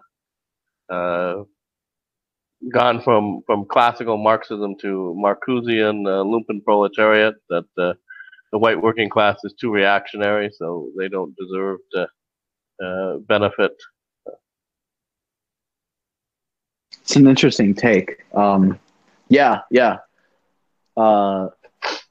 What in terms of media, what kind of media is shown now versus what kind of media was shown during your time in the States? What are some of the biggest changes you see there? Well, I mean, some of the media we talk about being, well, most media now is totally worthless, but some of it used to be decent. I mean, I remember in the 80s, they were, many of the, what KMG would call paycheck conservative publications, because the Cold War was still going on, and it was still this anti-communist glue to kind of give fusion conservatism a coherence. So National Review was still had some decent articles in the 80s, as did Commentary. I think some of the other big ones. But now all these, what remains of these publications are completely worthless as far as any intellectual content.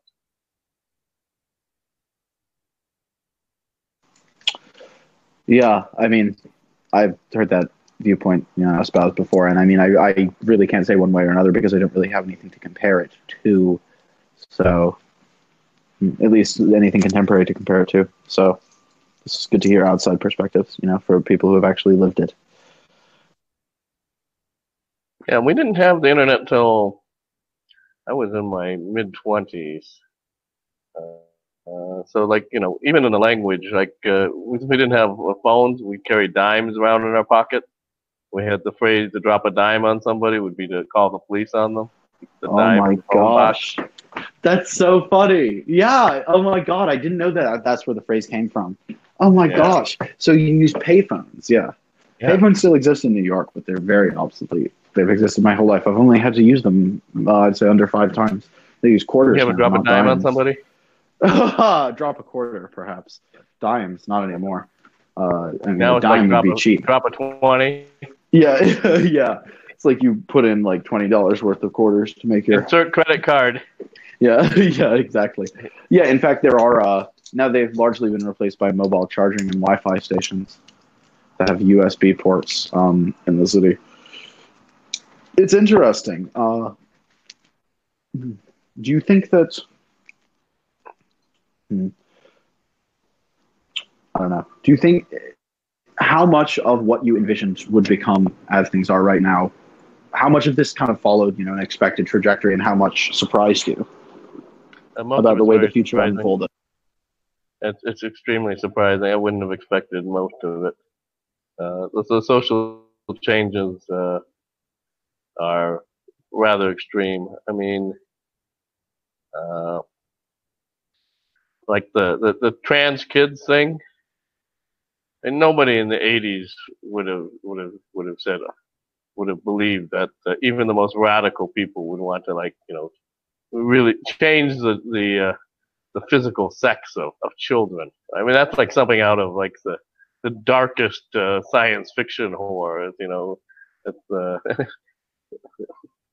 something out of Brave New World. But now I see it all the time. These ideas of we're gonna have a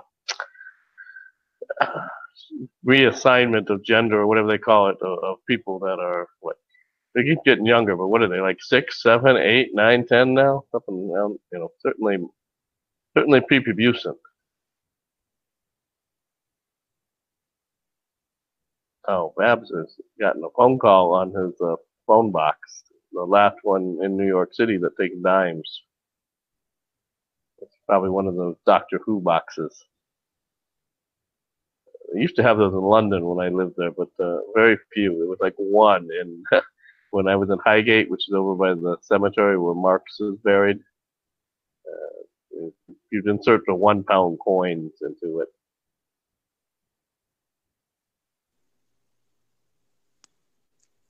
Good old Who Doctor else Who. Okay, a non-white, and I don't know who else the other guy is here, and then I guess Daniel. I heard you saying like Babs was getting a phone call. You mentioned the whole Doctor Who thing. I have a friend who's like super into that. Never totally got the gist of it. Seems all right, but yeah. The what was it? Phone? It was the phone booth had a special name. The TARDIS. The Yes. TARDIS. Yeah. Yeah.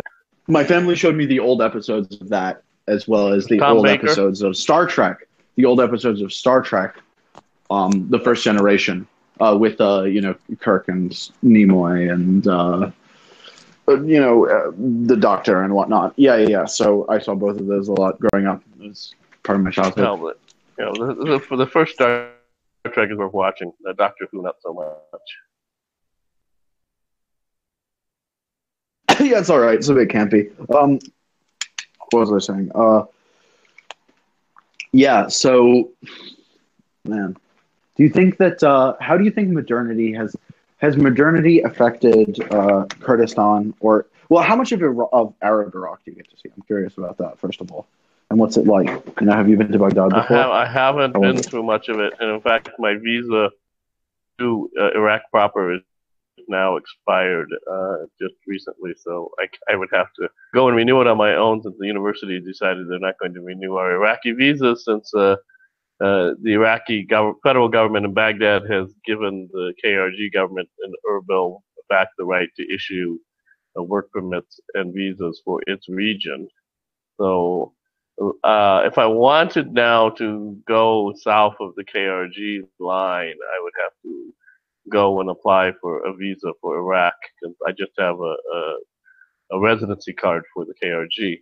So I haven't seen much of it. I've been in the Baghdad airport, which is really dilapidated, but I haven't been around. I have some Arab students, and they tend to be better in terms of English language than my Kurdish students. And they also tend to be a close-knit group. They kind of all seem to do each other favors. But there's not a huge number of them. I think there's like maybe 10% of our student total are Arab, although I have a larger percentage in my classes for some reason. I'm not exactly sure what that is. Maybe it's because I'm not Kurdish.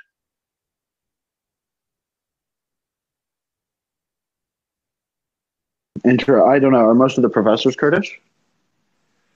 Depends on what department, but a fair number of them are. Our department, we only have one guy who is Kurdish, but in like engineering, I think almost all of them now are Kurdish, and that's the largest department as far as students are concerned, which is problematic, because you always hear, I can't verify this, but I keep hearing that they were teaching classes in Kurdish instead of English, and that this was really pissing off the Arab students. Interesting. Yeah, and Arab Kurdish sentiment on the ground. Sorry, last question. Arab Kurdish sentiment on the ground right now. How does that look? Well, I mean, On a personal level, it's not too bad, but you know, I have one really, really good Kurdish friend, and I was out with him tonight, and he's basically the opinion, and this is kind of a, I guess, the realist opinion that you know, all this talk of Arab Kurdish brotherhood is bullshit, because when it comes right down to it, the Arabs have never acted as brothers towards the Kurds, and the same thing with the Turks and the Persians. So I mean, they're never going to be their friends. The best is that they can figure out some way to live in peace, but it's stupid to think that they're all going to join hands and sing Kumbaya, given the history of things like Anfal. yeah. I mean, they could form a caliphate too. What is your opinion on the Egyptians? They seem like they like Americans a lot. What is your opinion on that? I haven't been to Egypt, so I don't have any first-hand knowledge. I mean, the only Egyptians I knew well were Copts. My father's supervisor when he was doing his PhD, well, not a PhD, as a Doctor of Science, MIT. They had to have a different title than everybody else, but his supervisor, now unfortunately dead, Adil Serafin, was an Egyptian Copt, but the Copts are a minority, and not just religious, and they don't get along with the Arab majority very well. So I'm not sure if that's at all representative. I got you. Maybe that's because they're technically not Arab. I mean, I would call them that, but they're from Africa, right? I mean, Egypt's in Africa. It's not technically Arabic. Well, they're certainly not Muslim. I mean, the Copts are Christian. That's the main, I think, defining feature that distinguishes them from the majority of the Egyptian population. But yes, they don't call themselves Arabs, even if a lot of them now speak Arabic as their primary language.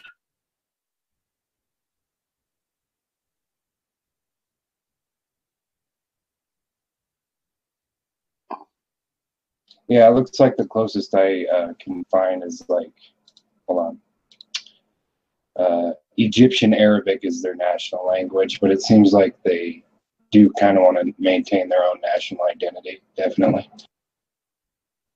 I mean, they still would if they switched to an Arabic country. They're kind of on the middle, you know, their proximity. They're kind of like, I'd almost call them Semitic, but they're not, probably, technically. Well, Semitic usually refers to the language groups. So, I mean, it gets complicated. As I said before, I think we should probably stop referring to Arab peoples and refer to Arabic-speaking peoples if we're going to talk about all of the Middle East and North Africa. Because the Druze in Lebanon and the Copts in Egypt and the Berbers in Algeria, many of them are Arabic-speaking, but they have a number of differences from Arabs in, say, the Arabian Peninsula. Right. What do you think of that term Semitic? Do you think it should be kind of confined, as it is now, to mostly to Jews, or do you think it should be kind of applied to the whole region? I guess it is kind of dependent on context too, right? Well, as I said, in scholarship, Semitic is generally not referred to people. The term just Semitic. It refers to the languages. Particularly, you see it with ancient languages, that is, going back. But the term anti-Semitism, of course, is much later development, I guess, than it's what it replaced in terms of concept, which was Judenhass. And so, since it was developed specifically to refer to hatred of people of Hebrew descent, that's what it's been used for historically. So it's not a real good term etymologically. I think perhaps, you know, just racism against Hebrews is a more accurate way of putting it. But the word we're stuck with, so We don't have a Semitic people. We have a Semitic languages, but we have one group of people that used to speak a Semitic language that can be the victims of anti-Semitism. This is the way the English language is kind of evolved out of all things, a German term. Yeah. There are quite a few German terms, but most of them, I think, were French and Latin, right? I mean, there's probably a lot of German terms, too, because they're a pretty old country, but... But I mean, it's interesting you bring it up, because when I taught World War I and World War II in Ghana, it was very difficult for me to get the students to understand that historically the term anti-Semitism referred to racism against people of Hebrew descent and nothing else. Because, well, first of all, there was the confusion of, well, then what is a Semite, right? And if Amharic in Ethiopia is a Semitic language, why doesn't it apply to them as well? And then the second thing they had trouble with, of course, is it being a racial ideology against a group that had traditionally been religious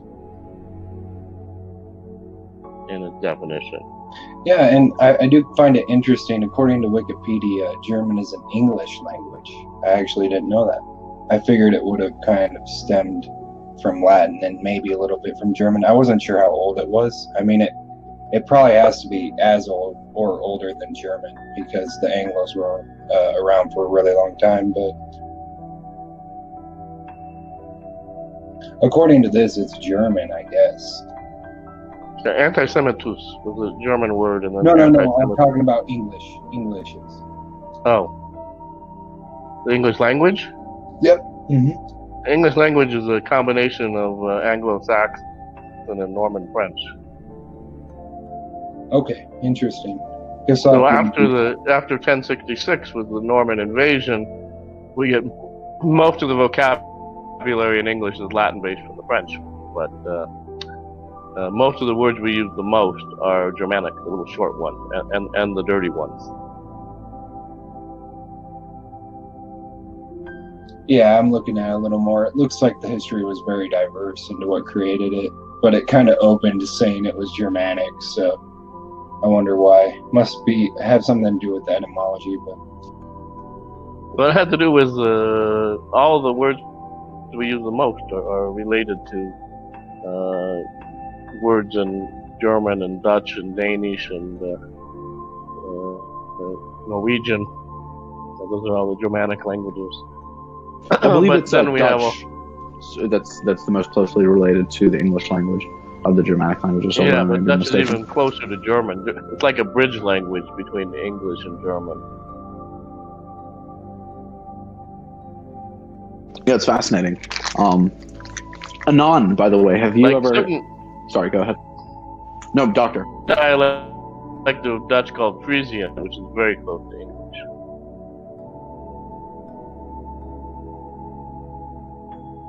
Yeah, I've heard of Frisian. I was just going to, I was going to ask you a question, doctor, about the Ghana situation, which is, I don't know, Ghana is, I mean, Liberia is the one that's typically associated with this, but Ghana is more and more people. Liberia has some problems. Yeah, just a few, but Ghana is now the kind of go-to country for people who are doing kind of like tours of people of West African descent who are doing like tours of West Africa, as well as working on repatriation or trying to buy property over there, or start families over there and stuff like that. So I'm wondering, do you know anything about, like, because I know that the current Canadian government does have a policy that allows for resettlement, procedures, but I'm curious, do you think that this has any legs to it? Policy's been around for a while, since Nkrumah came to power on 6th of March 1957. It's had some people returned, but when things go pear-shaped in Ghana, they tend to come back to the United States. Maya Angelou taught at the University of Ghana under Nkrumah, and then left after the 1966 coup that overthrew him. But she was not the only African American that had, quote unquote, returned to Ghana during the Nkrumah era. She also wasn't the only one that left when the Johnson supported the Ghanaian army and police in overthrowing Nkrumah while he was in Beijing en route to Hanoi.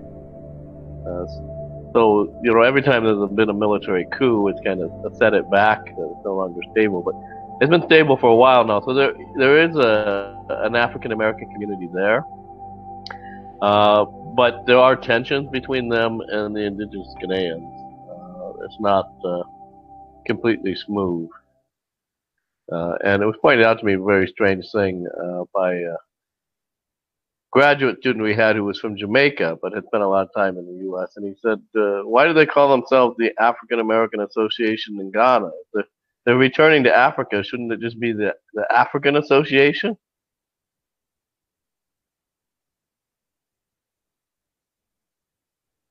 Yeah, well, this is the problem that almost invariably arises with repatriation. It's interesting. In various forms. Anon Wyatt, you said you expressed some interest within one of the last few times I talked to you. I think it was on Dennis's channel in possibly taking a tour of Ghana. Yeah, did that still appeal to you?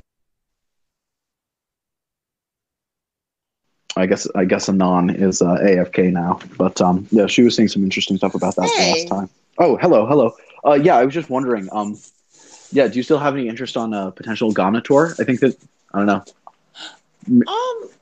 Birthright trip. Any other country? Sorry, I was like listening in, just kind of. Oh, not a problem. I kind of moving around the kitchen and cooking and doing a few things. There is some of that interest for sure. The food is really good. I imagine that it'd be interesting to see like if there's some type of like, I don't want to be like cheesy or anything or say like, some like that's the way you connect to your ancestors is through their love of cooking and making sauces and all the like random things that are like are sentimental, but then some of those are rooted in some types of ethnic, racial, cultural tradition. So, maybe there'll be something that's, tugs at the heartstrings or stirs the noggin, if you will. One thing that seems to throw a lot of Americans about eating in Ghana is that most foods are eaten with your hand, including soup. Well, so I'm going to take it there's some type of like non-bread thing that kind of acts as the spoon. Yeah, fork, they have spork, various doughs. if you will. Well, you have fufu, which is cassava and plantain in a big sticky ball. And you have maize and cassava, which is kenke. No, that's banku. And then you have, what is kenke? Kenke is maize and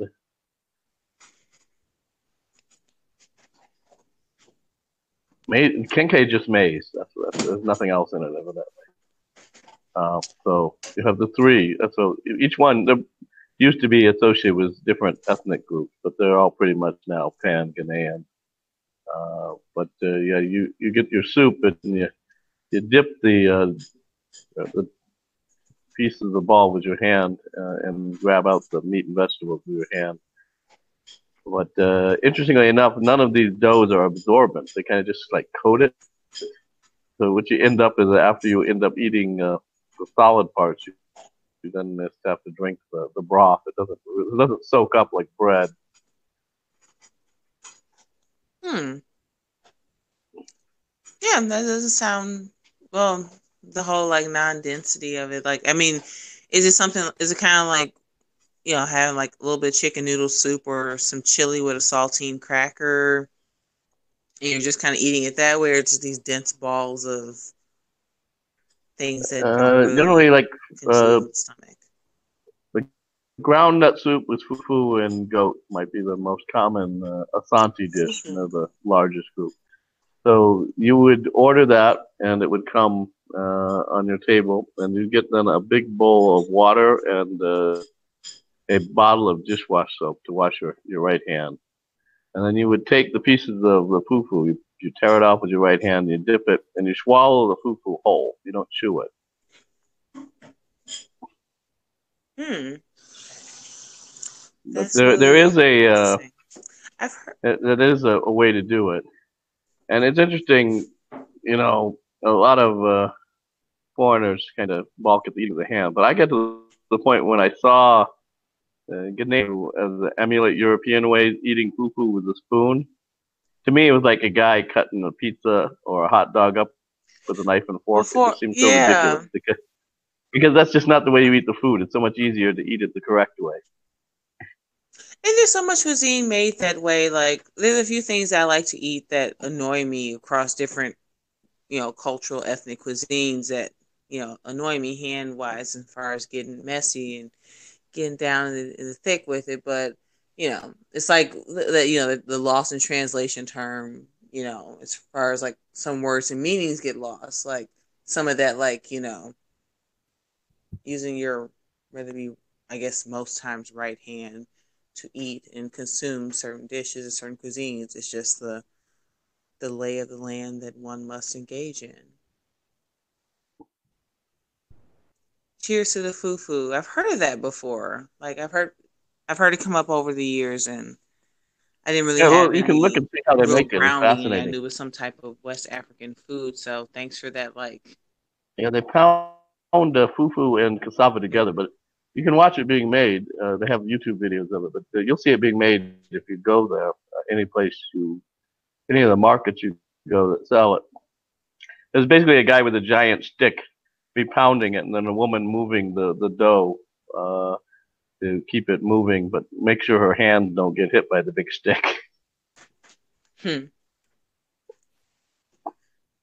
that sounds pretty intense.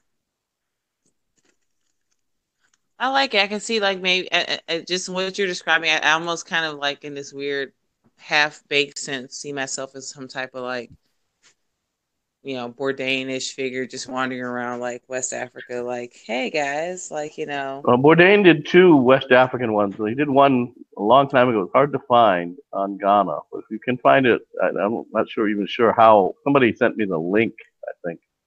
But the one he did in Ghana was really good, and then he did one just before he died on Nigeria. yeah, those were towards the end.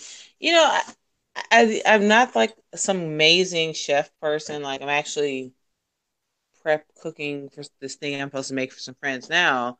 While I'm like, chatting and listening. But it's funny, there's this clip of him at this really like it's like this tricked out French place way out in like in the States, one of the old school chefs from like the 50s.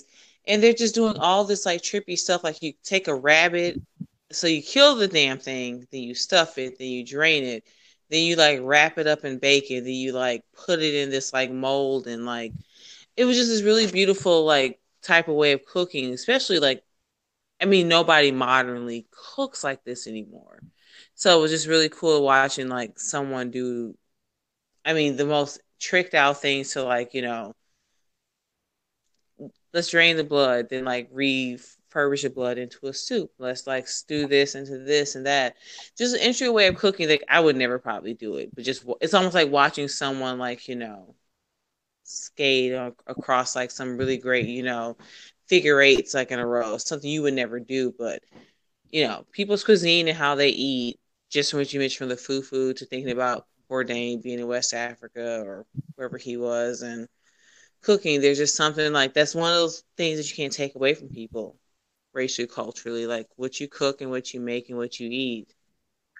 Yeah. Well, except almost all of West African foods are a result of the Columbian exchange. Plantains, cassava, beans, maize, tomatoes, chili peppers. All these things came after the Portuguese arrived in the 16th century. So, Is there anything uh, left behind from like the way that they, whether it's like just regular pre-exposure subsistence, whatever you want to call it, is there anything that kind of remains as a trickle? Because I expect that here in America, where like, because of like getting here and then there's this rice and there's these collard greens and there's these pigs and all this stuff. Is there anything before that exposure that Yeah, there's anyone some, wrote but I mean, down? it's not the majority of the cuisine. Sorghum, and which they make a breakfast dish out of. It's a porridge. They call it cocoa. Quick They little eat aside, it with sorghum has been like an additive, like some beer makers have kind of dabbled into that in terms of the getting away from the gluten for some types of beers. So, didn't mean to cut you off, but when you said sorghum, yeah, I was like, oh, the only reason I've really ever heard of that recently is because of some beer makers trying to branch into that area. yeah, sorghum and millet are two grains that were grown in West Millet. Africa before Europeans arrived. But I mean, and there was African rice, but most of the rice eaten in West Africa, the jollof, for instance, which is a signature dish of Ghana as well, and they cook it with tomatoes and spices, is an Asian style rice now that came in later.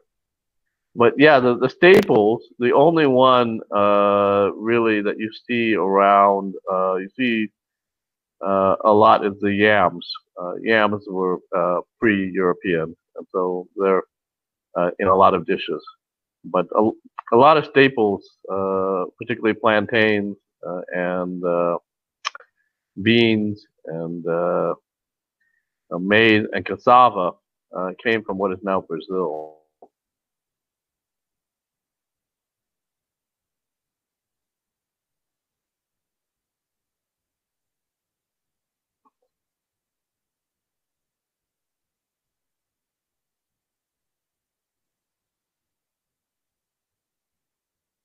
Hello? Yeah, I'm still here.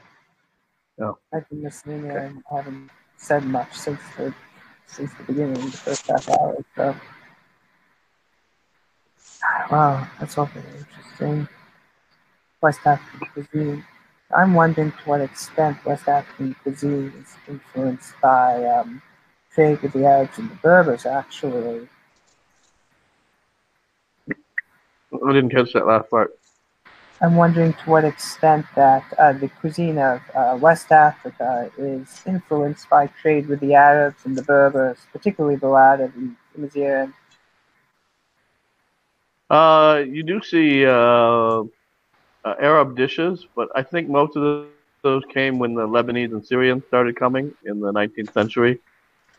So shawarma and kebab are very popular dishes in Ghana, but I'm pretty sure that they came when the Lebanese and Syrians started coming in the 19th century. That's amazing.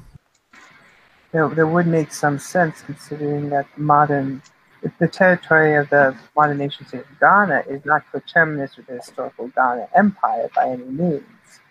And Ghana itself never fell under Islamic rule, unlike territories to the west and to the north. So I guess it would make sense, despite the trade links, that there wouldn't be so much influence.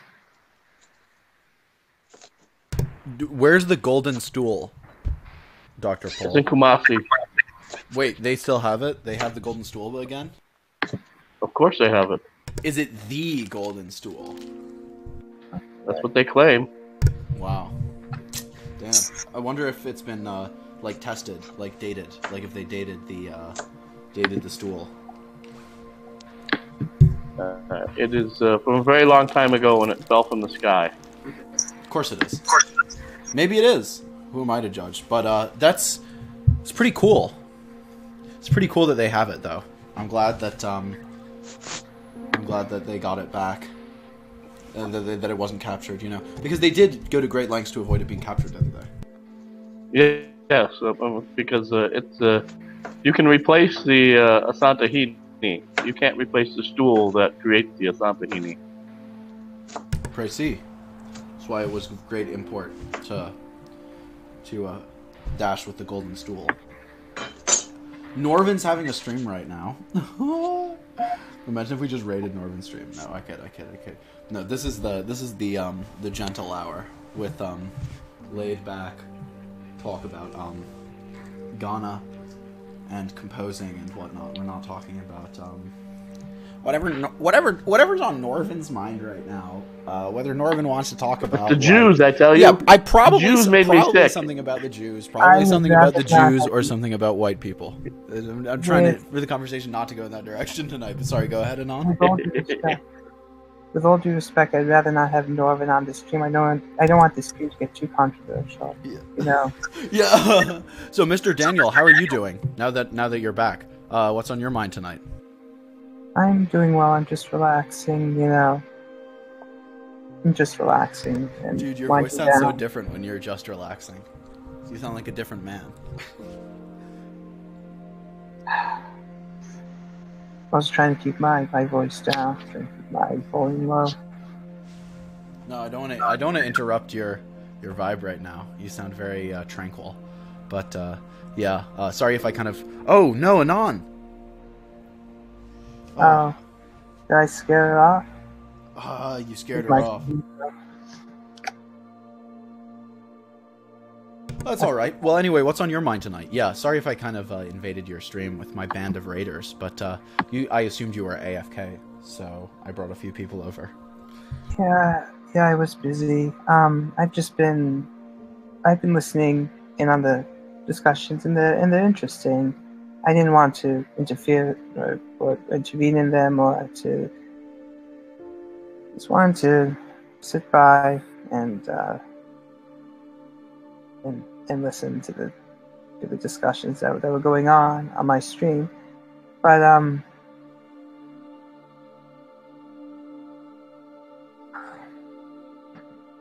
as I said, I'd rather not have anyone too controversial. Yeah, I'm not planning on bringing Norvin onto the channel. I deliberately was like, I sent the link to some people who I thought would be chilled out, like Glib Medley, or Max, or Dr. Pole, or Anon Wyatt, you know. Okay.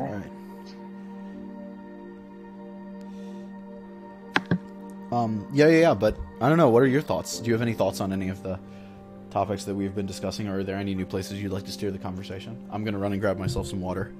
I just have a question for Professor Pole. Yes. I'm wondering if there are any good sources on the slave trade in the Crimean Khanate that you would recommend. I would say the first book to start with on anything dealing with Crimean Tatars is Alan Fisher's book that he wrote at the Harvard Institute, because it's pretty short and gives a pretty good overview. And from there you can kind of, delve into his bibliography. But that is where I would start. It does cover the slave trade by the Crimean Khanate to the Ottoman Empire, the slave raids against Muscovy and Poland and Lithuania. Well, there was one relatively short article I read by him. I think it was entitled Chattel Slavery in the Ottoman Empire. It used to be available online for free, but the page must have been taken down. And now it's behind a firewall, but that was fairly interesting, actually. The 78 book he wrote. And then the other one, it's a very long book. Brian Williams. Yeah. Brian Williams, yeah. Very, very English name, but he's actually from Wales originally. But Brian Williams, he teaches at University of Massachusetts, Dartmouth now, but his first book published was on the Crimean Tatars, and it's a revised version of his doctoral dissertation. It has the disadvantage of not being as concise as Fisher, but it has a lot of details about the entire history of the Crimean Tatars, including the slave economy of the Crimean Khanate.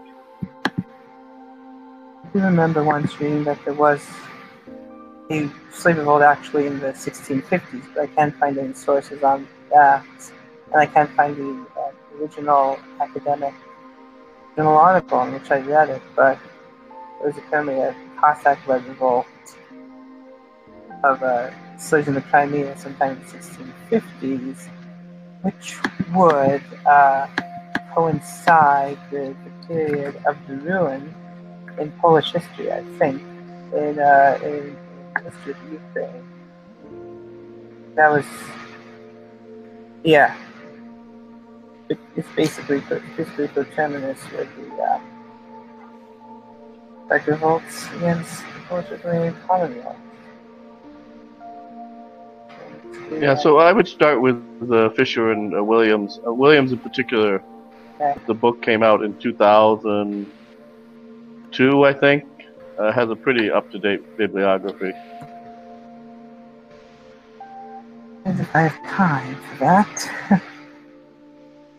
That's Alan Fisher with, that's Fischer, right?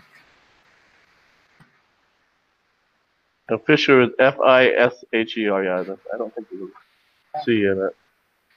I can post in the thing, I have a bibliography online of Crimean Tatar works. I see his book on Google Books, published in 2014. Yeah. And Williams' book in 2015. Let's see.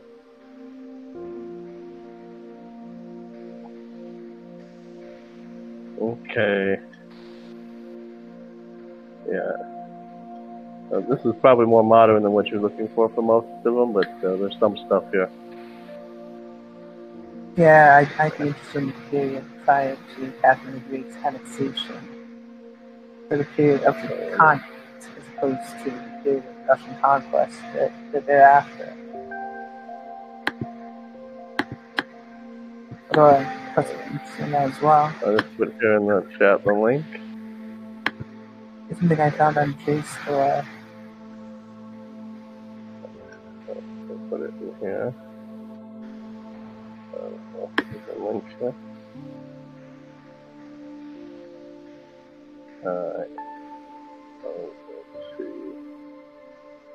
Yeah, Fisher is Alan Fisher, the Crimean Tatars, Hoover Institute, 1978. And then Brian Williams, the Crimean Tatars, the Diaspora Experience and the Forging of the Nation, Brill out of Leiden in 2001. Give me a second. I know there's another book, a Polish historian, about the relations of the Khanate with the Commonwealth. I mean, Khanate and Polish diplomacy on the European periphery by Darius Polish. I cannot pronounce Polish names, but also be going to this. This might be interesting. Published by Grill, which is, of course, it's a renowned and respected publisher. Be interesting to me. I can find a copy of it in the local library.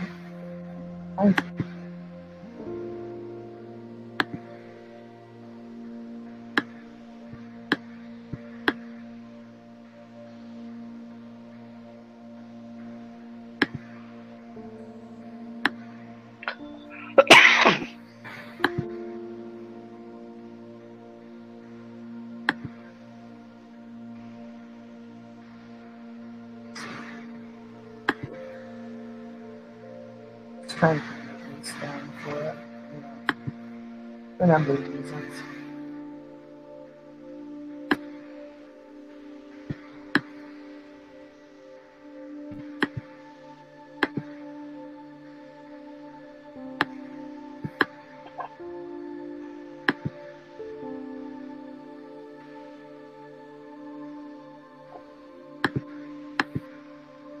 I can remember this.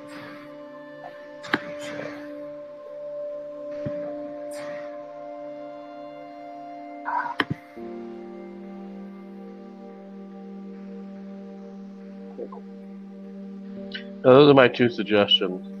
It's a bit before the time period I usually study, but I'm sure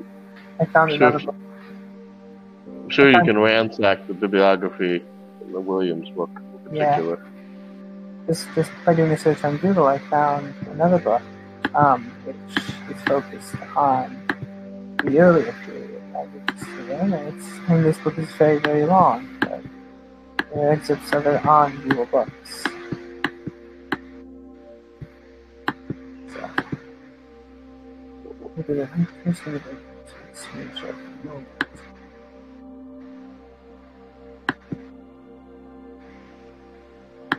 This is rather interesting.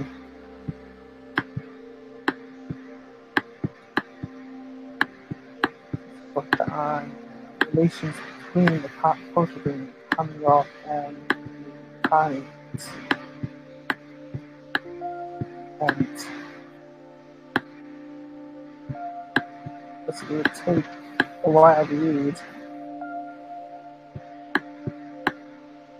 Me and Hanit in Poland, Lithuania. Yeah. And it's very expensive. So I got to see it. Bizarre now. Nothing. $40 to look like this. What I would do is find a pirate to get it with me. Maybe even a Crimean Hanit raider. That's funny, but I'd rather not discuss it on the screen. I'd rather not risk the legal repercussions that would arise from doing so. From actually downloading, say, the file. I'd rather not do that. I haven't obeyed copyright laws in over a decade. And you're comfortable admitting that on the stream? I live in a country where there's no copyright laws. What are they gonna do? Oh, sure, It's not illegal here. Yeah, but there are treaties and extradition laws, right? But that's only for like very serious offenses.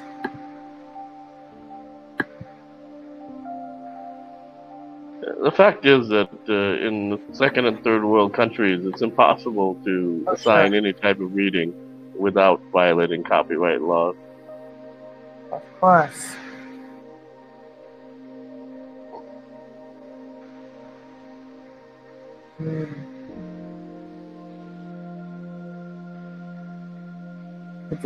I'm done with discussing the causes of all that, personally. It's a multifaceted topic. I see that Babs and Glib are going to go fight the Women's March. Perhaps we should have some sort of, like the Japanese kamikazes that had their funerals before they left.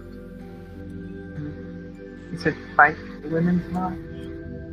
That's what Glib is going to lead the charge against the Women's March. Babs is going to follow him, it looks like. It was nice knowing you guys.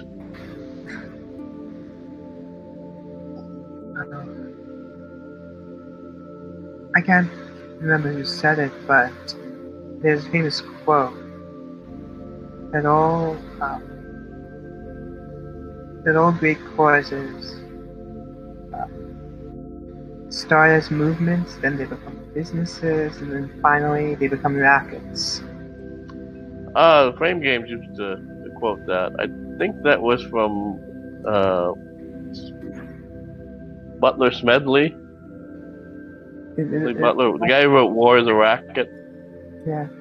It sounded to me like an H.L. Mencken quote or something, but... Well, it's from like the 1920s, I think. Yeah. But it seems to be confirmed as a general truth of bromide, if you will. It's constantly confirmed in the present day. All these ones.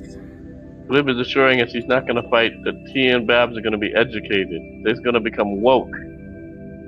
They're going to tell us all about the bad things men have been doing. Close. Like having a penis. Wait a second, I just got a Hangouts message. I don't know. I definitely have to open this. Oh, it was Asclepius the healer who allegedly came up with that glib phrase that was Yo, unable the to truth stop will it. live. The truth will live. Wants to hear your musical analysis from a composer's perspective on Bad Baby and her rap career. I don't know who that is. Bad Baby. Danielle Bergoli. I don't know who that is. I don't really pay attention to pop music that much. Oh, dude. That doesn't Dude. sound like a German classical or Austrian classical composer. It's close. perhaps. It's close. She's probably one of the greatest minds in modern music. Here, let me play some.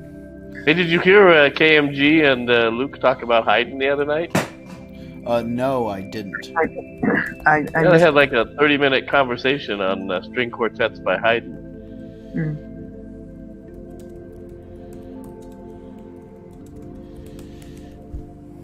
Well, I mean, this is not exactly.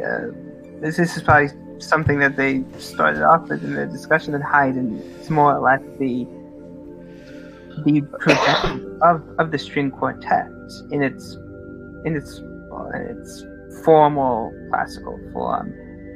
The four movement tonic dominant polarity structured form, in which the first movement is a sonata allegro form consisting of an exposition, development, and recapitulation, and that follows a certain tonal or key plan. Second movement is either a slow movement or a minuet. Third movement is either a slow movement or a minuet, and the final movement is a rondo or a sonata rondo form that originated more or less with Dante's Haydn. And bequeathed that to his student, Beethoven. And by the end of his life, Beethoven was charting new directions in chamber music. Let's say he had broken free of the 3 or 4 movement structural mode.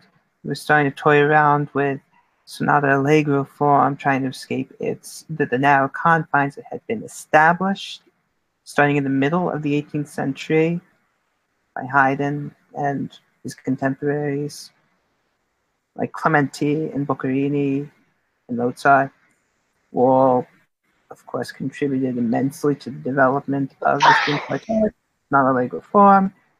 So with Beethoven, you have these late quartets that are, they say, they break free of the 3 or 4 movement mold, they break free of sonata allegro form, they presage the cyclical forms of César Franck.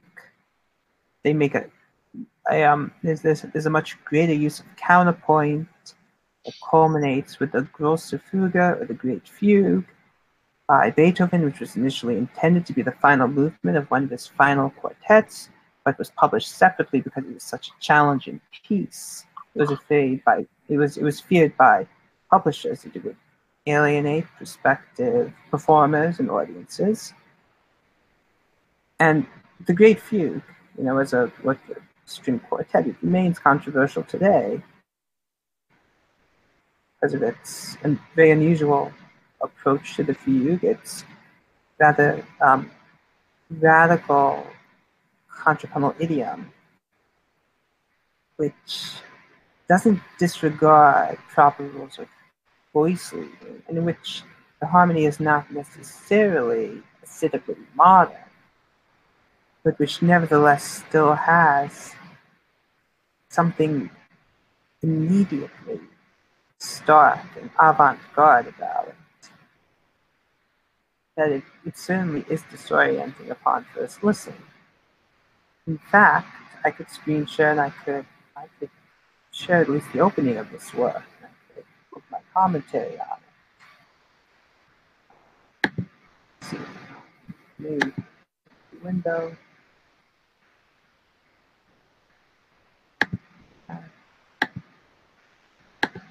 I just thought it was interesting to hear KMG expound upon classical music. Normally, he's talk about other things. I will have to listen to his discussion with Luke Floyd on this. I would love to hear his insights. I mean, I'm not expecting like Michael Harloff level of insights, but I'm sure I'll be impressed because AMG is a fairly impressive mind, a fairly impressive individual who tends to have compelling insights. So, and I'm not at all surprised that he is, as they used to say, as used to be said, that he is cultured, or rather that he, given who he is, I'm not at all surprised that he has a deeper than ordinary understanding appreciation for Western canon and the what literature don't. And then as KMG said, the homosexuals came and bought disco and ruined everything.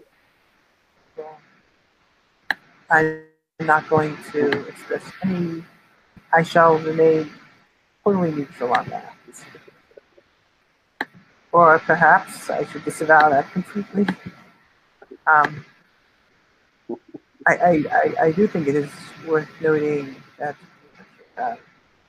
he did immensely to the Western intellectual and artistic canon, but I am agnostic as to whether that is in any way attributable to the.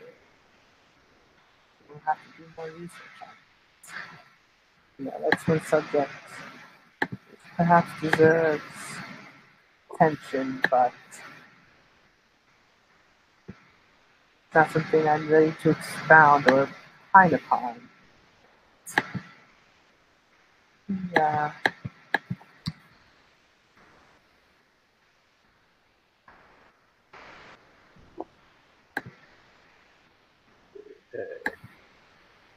I think he's using up on me. Oh, it's fine.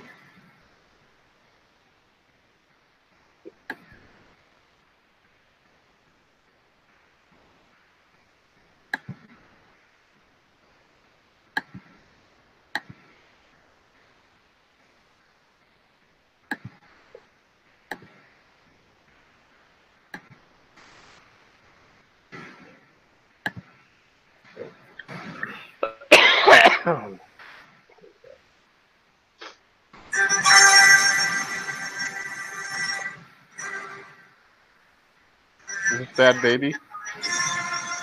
No. There's not. But there you have about first 15 seconds of Richard exclusive through that. Very unusually, it doesn't start with a prelude. It starts with an overture. And this overture starts with the tonic pitch, G, played in octaves in unison by the two violins, viola, and cello. And he presents this somewhat bizarre, dramatic, and rather angular theme in octaves, played forcefully by the strings, and ending. The first phrase ends with an incompletely resolved, with an incomplete trill. What is interesting is the intervals we have in this initial block tracking. They go from -2nd. You see that that's actually if they were played together, the G and the D sharp, that's -2nd together. We have What is Stick Six and Hammer talking about? the leap upwards. Stick Six and Hammer on your screen share. Was he part of the classical music thingy? No, I just watch his videos sometimes, and I'm sub to him. Not that I agree with him on many things, but I believe it's important to see. We should have KMG emulate the style, the jacket and leather jacket and no shirt.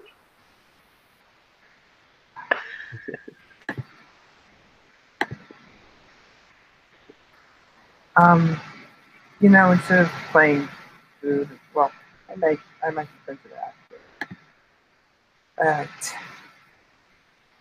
so as I said, this initial long segment is strange. First of all, it's in fortissimo, so it's to be played ever louder. They have sforzando, forceful. It's an open octave, it's not harmonized. The harmony is totally implied. The intervals of the minor second, the minor seventh, rather than not the minor seventh, excuse me, I'm tired. The major six, then minor second again,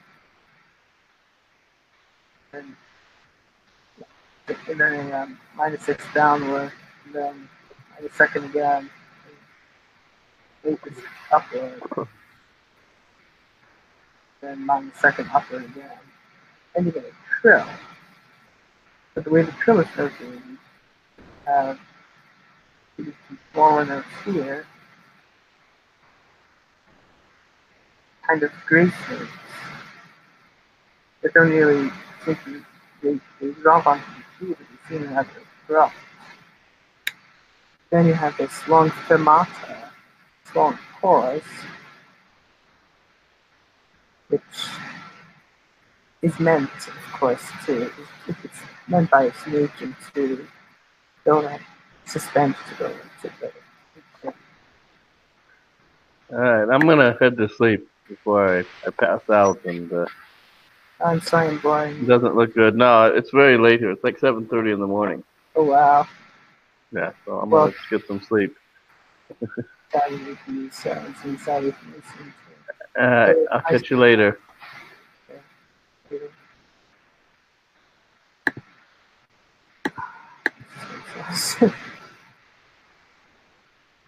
I should make a mission necessarily.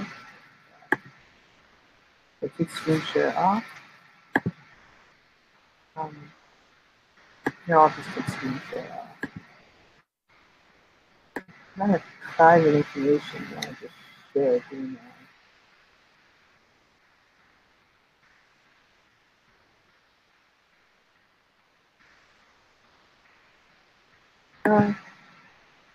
no, I didn't share anything private. That's relief. I touched something with the tab.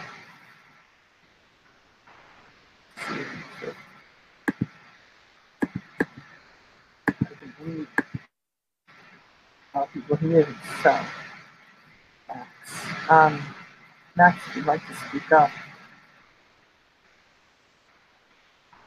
Let's look more over here. Here's some chat.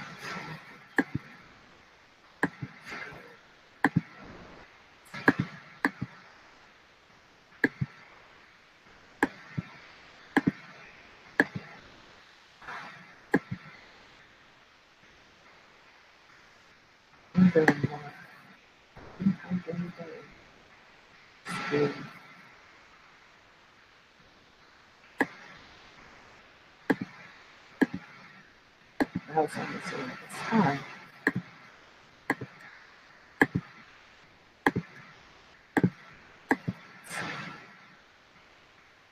You know?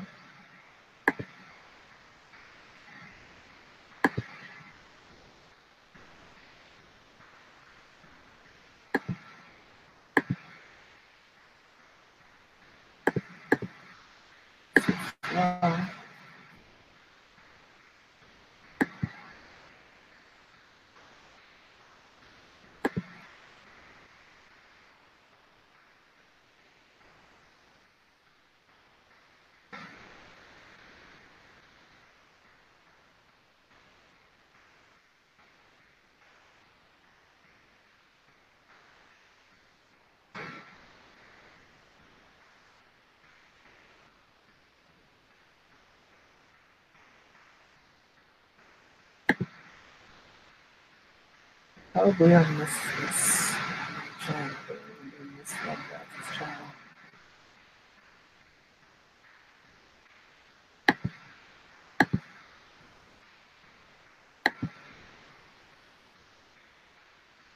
This is screen share again.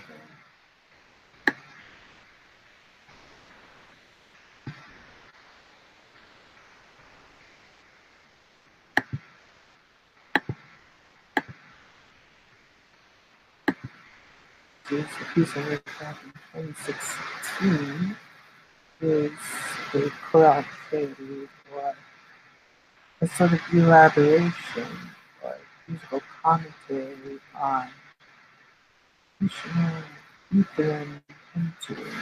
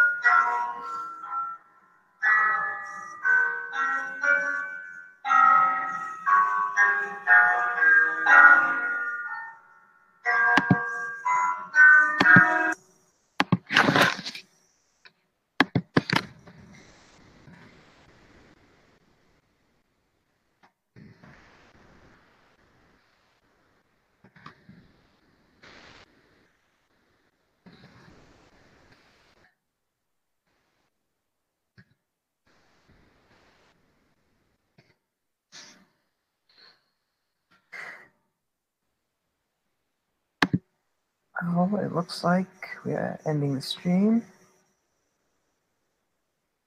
I hope you enjoyed the assorted samples of my work.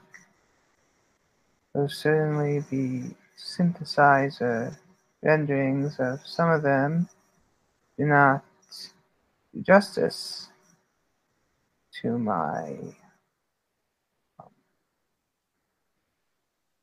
musical vision, perhaps. And well, here's to hoping that my orchestral suite in particular really gets a human performance, if you will. Well, good night.